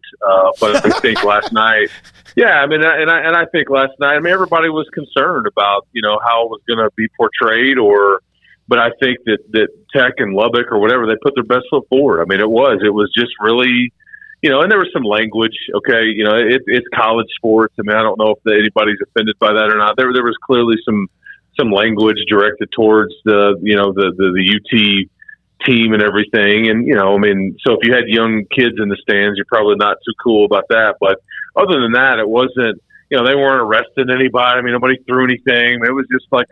It was just a jacked up, very, I mean, they blew the roof off of that thing. Like every basket in the second half, it felt like it was a game winner. That's how loud it was. I mean, I'm sitting there right next to the Tech bench, talking to my broadcast partner, Jeff Haxton. Half the time we can't hear each other, and we're right next to each other with a headset and a microphone on, and I can't hear what he's saying. That's how loud it was. But I mean, that's just how much it meant to everybody. Yeah. Hey, Chris, thank you for anything else, Craig? Yeah, I guess ask you, Chris, while you're on, Joey McGuire, Ric Flair. I mean, they were obviously helping hype things up, but Joey McGuire.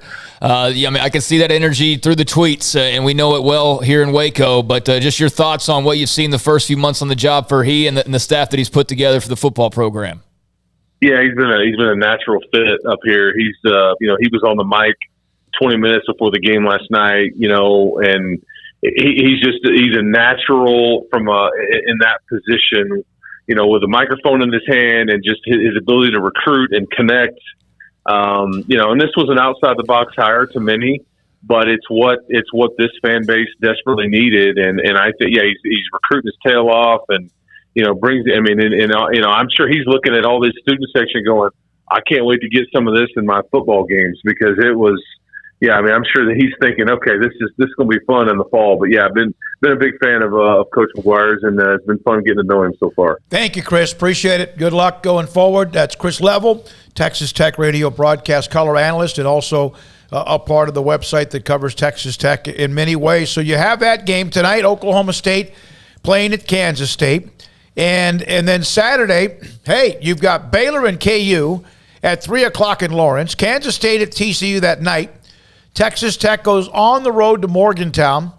Iowa State, Texas, and Oklahoma State will start the day off at 11 o'clock in Stillwater. Turnaround Monday, you have Kansas and Texas. A week from Saturday, you have Texas at Baylor. And so there is a chunk of games every week, of course, every year, every time there's a game that's rather important in the Big 12. When we come back, Paul Catalina, top 5 at 5:55. And Antonio Pierce of Arizona State, the defensive coordinator. Remember the earlier segment with Michelle Gardner, who joined us on 3 coaches, 1 that was fired earlier or resigned, and 2 that had been on leave that were gone. Antonio Pierce resigned, the defensive coordinator.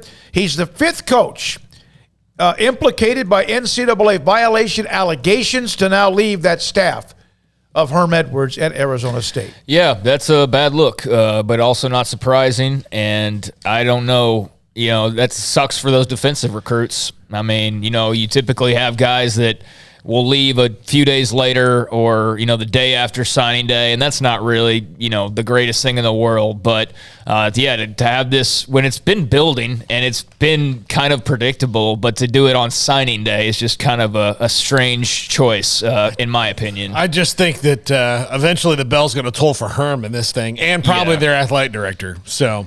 Well, it sounds like the athletic director needs to be shaken up based on what we were told the other day, and so that's probably headed down that track. You're right, and I wonder as well. I mean, if they end up making a change the top, then we know how that typically goes. Even if a coach is doing pretty well, that guy's usually on his way out soon thereafter. And in Herm Edwards' case, they're doing okay. They're fine, but they're not good enough to, just ignore the mess going on off the field. So, that's going to be a spot to watch, definitely. But not surprised at all by the Pierce news, given the implications and kind of what we heard the other day. He was the one singled out for meeting in person with two high-profile Arizona State recruits back in February and March of a year ago, both of which were during NCAA dead periods.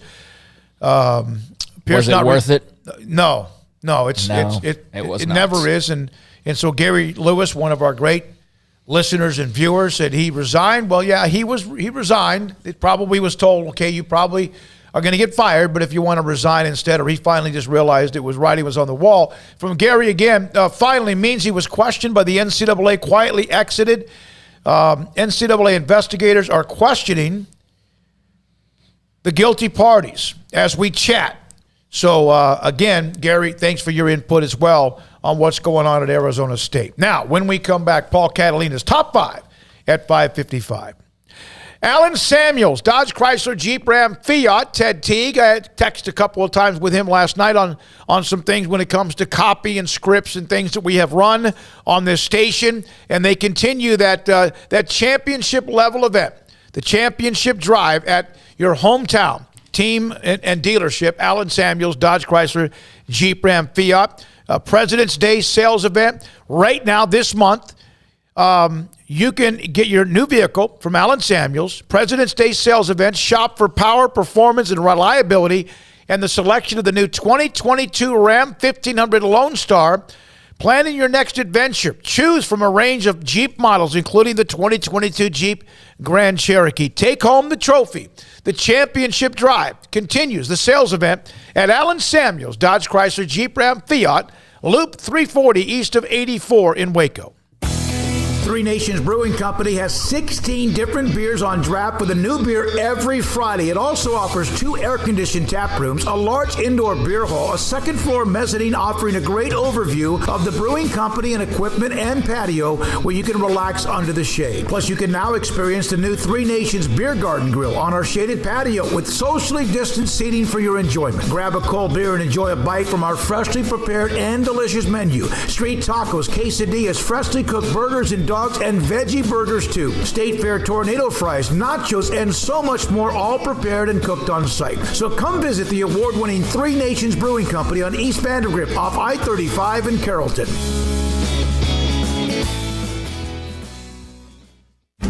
Shorty's Pizza Shack at 12th and Bagby is a homegrown, family-owned and operated must-visit pizza place in Waco. Fantastic pizza by the slice or get the whole pie to share. Great happy hour specials every single day. And it's not just pizza, great wings. You have to try the Sikkim sauce, chili cheese fries, pizza pillows, and more. Dine in for a great hangout or carry-out. Order online at shortyspizzashack.com or do yourself a favor and bring your crew to the restaurant at 12th and Bagby. Shorty's Pizza Shack. Tell them Paul sent you by.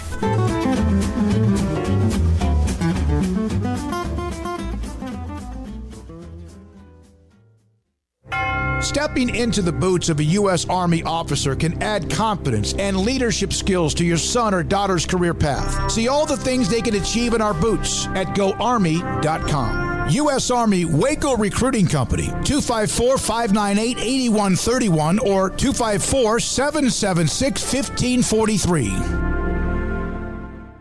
It was broad daylight.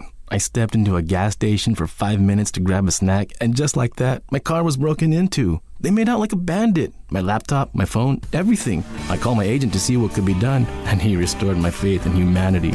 My claim was processed so quickly, and I was able to recover my losses. Stop by and see our agents at one of our 3 McLennan County locations. Coverage and discounts are subject to qualifications and policy terms and may vary by situation. Payments for qualified buyers only at 2.9% with $5,000 down cash or trade. TTL Extra. See dealer for details. It's New Year, New Ride time at Richard Carr. New Year pre-owned deals like a 2017 Dodge Challenger for $272 a month, a 2019 Ford F-150 for $422 a month, or a 2014 Cadillac CTS sedan for $227 a month. Our vehicles go through a 172-point inspection and we pay top dollar for your trade. 100% approval is always our goal. Find your next car or truck at Richard Carr. At Richard Carr, we give you more. Riverbend Liquor and Wine, Lakeshore Drive at North 19th Street in Waco, is a hidden gem. They've got a great selection of spirits, wine, and the most extensive selection of craft beer in Waco in their gorgeous walk-in fridge. And they have an amazing array of high-end bourbons like Pinhook, Weller, Buffalo Trace, Brush Creek, Hotel, Garrison Brothers, Thomas S. Moore, Hooten Young, and Bardstown. Great customer service and a convenient and speedy drive-through window. Riverbend Liquor and Wine. Find out more on Facebook and Instagram.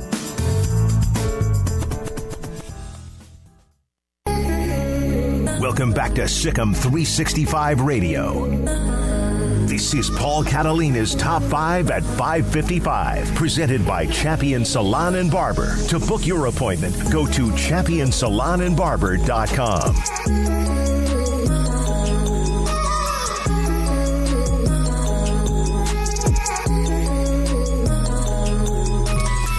All right, we have to, because it is signing day and there's been other things happening, I've got to update a previous top 5.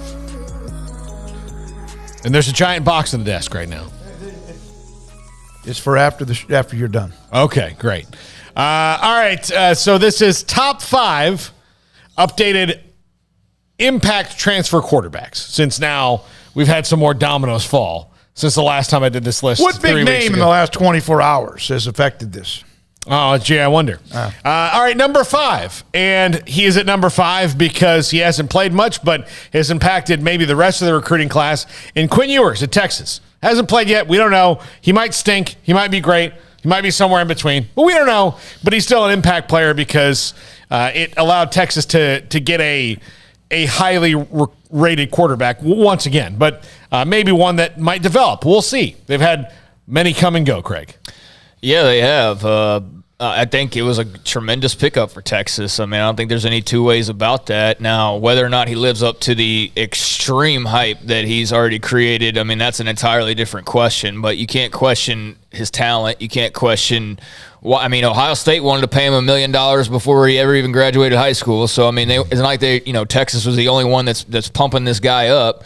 I knew, we all knew about him as a high school recruit and all that came with that. But, yeah, he hasn't played ball in a while. They seem to be awfully confident in him, and we'll see if he's that magic touch that they've been missing. But, there's as much of a chance that he doesn't live. I mean, Jarrett Stidham got hyped out of this world, and he didn't get to see his career through at Baylor. So who knows what it would have turned into in a Briles offense. But still, when all was said and done, I can't help but feel like he was a little bit overrated. You know what I mean? So we'll see how it goes, but I think that they've got every reason to be excited right now. I just don't know if it's going to lead to national championships right away. Yeah, he was an elite player, and it would have been interesting. I think he would have put up monstrous numbers, but he still had to wait, even though, he ended up at Auburn. Craig Way had a note from Sarkeesian today about Quinn Ewers.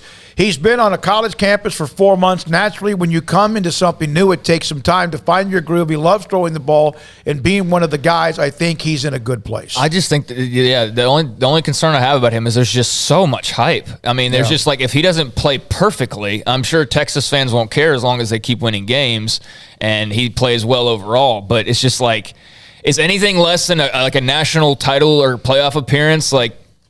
You know what I'm saying? Like what's the ultimate? Like, what would you say is like the top level expectation? Because to me, it seems like they feel like he's going to careen them straight on into playoff mode or something. And obviously, that's the goal. If I'm Texas right now, I'm happy with winning 9 or 10 games 3 or 4 years in a row. Yeah, of course. Since they haven't done that. One other note: he had the same expectations had he been at Ohio State. Sure. It's just the play. It's the player, not the program. But he's at that program now. So I'm saying, like, if he was at Ohio State, their expectation didn't really change because look at their string of quarterbacks. Right. They've all been like that. Whereas with Texas, it's been a little more hit or miss. So now they've got this guy, and it's like, Joe Burrow transferred from Ohio State. Joe Burrow couldn't see the field at Ohio State, and look at him now.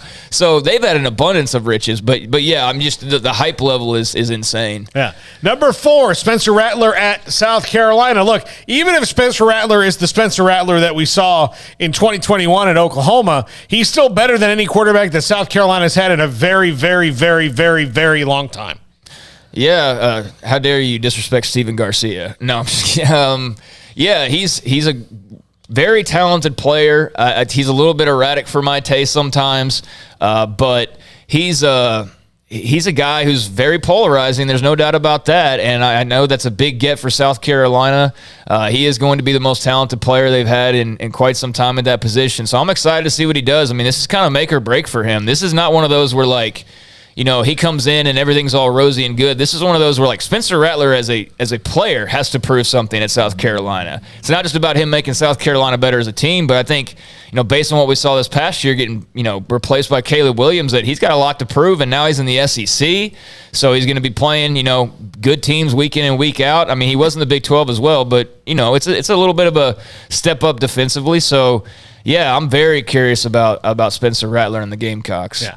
Number 3, Dillon Gabriel at Oklahoma becomes even much more important now that it's official that the guy who's probably on this list, I'll just tell you, is gone officially. Dillon Gabriel is a guy who can play. I mean, he's an excellent player. UCF would have been a lot better last year had he been healthy.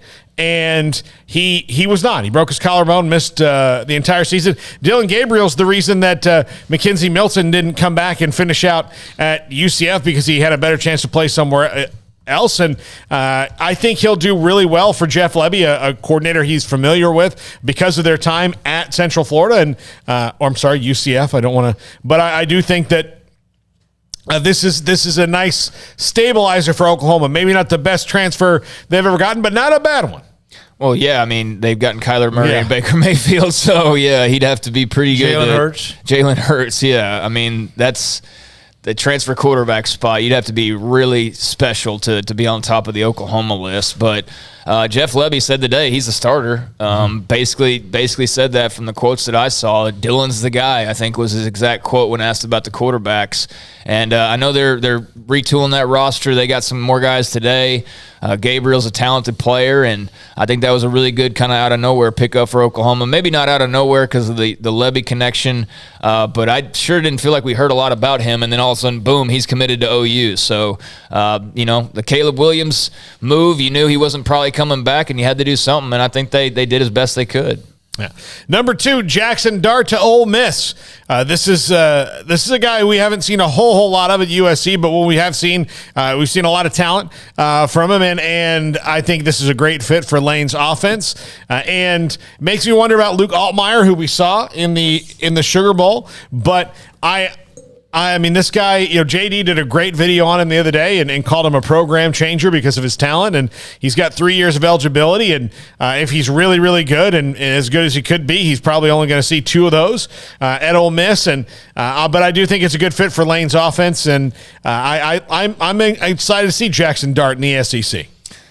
Yeah, I don't know that I'd have him, you know, personally above some. I think the other players that we've mentioned are more proven, obviously, at this stage. I think that's very fair to say that all those guys have done a bit more at this point in their careers. But another guy with a lot of hype for a reason. He's a very talented player, and I know that Graham Harrell was very, very high on him, getting him to you know, Southern Cal. So, Ole Miss, they're going to have a fun offense no matter who's pulling the trigger. But if they get a super talented guy back there like they did with Matt Corral this past year, I mean, you see how much fun that can really be. So if he can, you know, fill those shoes, then they're not going to skip a beat. I don't remember seeing much of him play. I mean, he hasn't played a lot. Yeah, he's I mean, played the last 5 games this year. Yeah. Yeah. Well, by then they were just kind of nobody was watching at that point. Yeah. That it? Well, that's number 2. So. Thanks for paying attention. Number 1. I got this box in front of me. Yeah. You could put it under the desk. You know who's going to end up with all of that's in the box? You. So just, remember you said that. All right. Number 1. Caleb Williams. This is kind of obvious. Yeah. This is definitely a program changer for USC, and that you've got this guy for 2 years for sure. And he instantly makes their offense better right now. He and Lincoln Riley and the other guys that they've gotten instantly make the offense better. The question, you know, people are already putting USC in the playoff because of this. I don't think so, because they've got a whole lot of other holes. Now, their offense will be better, and they will win games because they will probably throw up some 49s on people. But they'll also might have some games where they only put up 31 or 2, you know, 31 to 35, and they give up some 49s because I think their defense is still the biggest question mark that they have. So before we, you know, send them off to the playoff right away, but they still will be very good on offense. Okay, well, USC, Texas, and A&M will all 3 be highly ranked, right, for many reasons. USC because they have Williams and Lincoln. Texas because they've had this rush of newfound talent, and it's kind of what they do. And then A&M because they've had back-to-back and 2 or 3 years in a row now with this tremendous recruiting class. And yet, which of those three will actually meet expectations? I mean, that's the question, right? Yep. I mean, that's what we're all waiting to see in a few months. And it'll be fun to watch to see if anyone can. I gotta say about Caleb Williams, too, I mean, the dude is unreal talented. Like, there's no question about that, but he's got a lot of room to get better as a player, too. Like, I mean, that Baylor game, you know, you want to pop on the best tape, there's a lot of clips you can find. Pop on the Baylor tape, and I know before some Oklahoma fans like, well, Lincoln Riley was already checked out or what. I don't care. Like, I mean, Caleb Williams was still playing in that game, and they beat him up pretty good, and you know that wasn't all on him. But they got in his dome, and that's one thing you don't want to see from your quarterback is. Did he ever get loose in that game? No. And the reason everybody is so high on Joe Burrow is there's no way to get in his head. There's no way. Yeah. It's just, it is completely locked up. His thoughts control it, not yours. He absolutely gives nobody any real estate, and that's why he's so good. And it's something you have to develop. Caleb Williams needs to develop it. He was just a true freshman. So, like, I mean, I'm not, you know, saying like a final judgment on him by any means. I'm just saying that, like, I mean, look at that Baylor game, 9 of 18 for 142, no touchdowns, 2 interceptions, 10 carries, 17 yards and a score. I mean, he got, I guess, loose maybe on a run in that game, but, I mean, there was nothing really else memorable about that.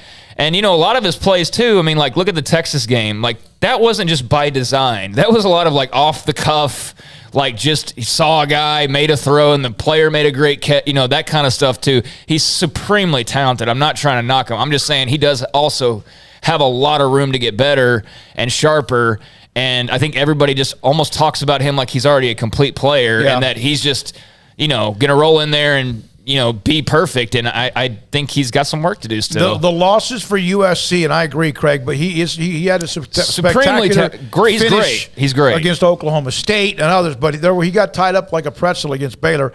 They gave up 42 in a loss, 45, 42, 31, 34 in a win, 31, 62, 35, and Cal scored 24. Those are the points they allowed in some wins and losses. Now, Paul Catalina, we're not going, it looks like we're going to L.A. or not for the Super Bowl. All right. Oh, now you want it. Yeah, but you could have put it under the desk and it had the same effect. No, it couldn't have because I would have forgotten about it. These are our good friends with pork rinds. Every year they send us a box fried in sunflower oil. These are sea salt cracked black pepper. These are pineapple. These go to everyone else but you today because you're in an angry mood. There's always fine. Korean kimchi barbecue. Thank you. That's awesome. Yeah. So they sent us a box. They also have guest on Radio Row at the Super Bowl in Los Angeles. Of course, it's going to be the Rams and Cincinnati. All right, Jack McKenzie, Armstrong Sims, Emery, who's drenched.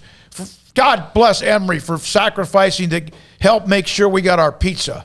Eventually. Craig Smoak, Paul Catalina, all of everyone who's a part of this as sponsors, listeners, and viewers. I'm David Smoak. Good night.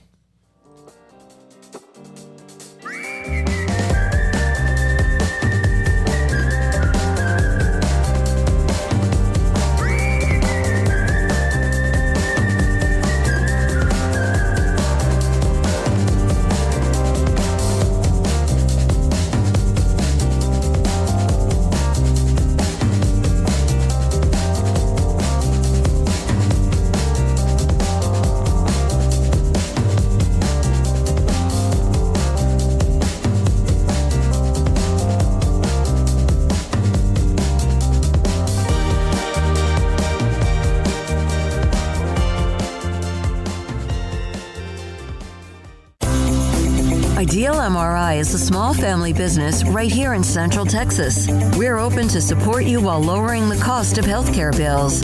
When you need an MRI, ask your doctor for an Ideal MRI. Visit us at idealmri.com or call us at 833-IDEAL-MRI. Stepping into the boots of a U.S. Army officer can add confidence and leadership skills to your son or daughter's career path. See all the things they can achieve in our boots at GoArmy.com. U.S. Army Waco Recruiting Company, 254-598-8131 or 254-776-1543. After my first car accident, I feared the biggest damage would be to my wallet. I expected a mountain of bills and a long, drawn-out process. But my Texas Farm Bureau insurance agent was there when I needed her and helped me get back on my feet and in my car in no time. Instead of a hassle, I got reassurance and a quick recovery. Stop by and see our agents at one of our 3 McLennan County locations. Coverage and discounts are subject to qualifications and policy terms and may vary by situation.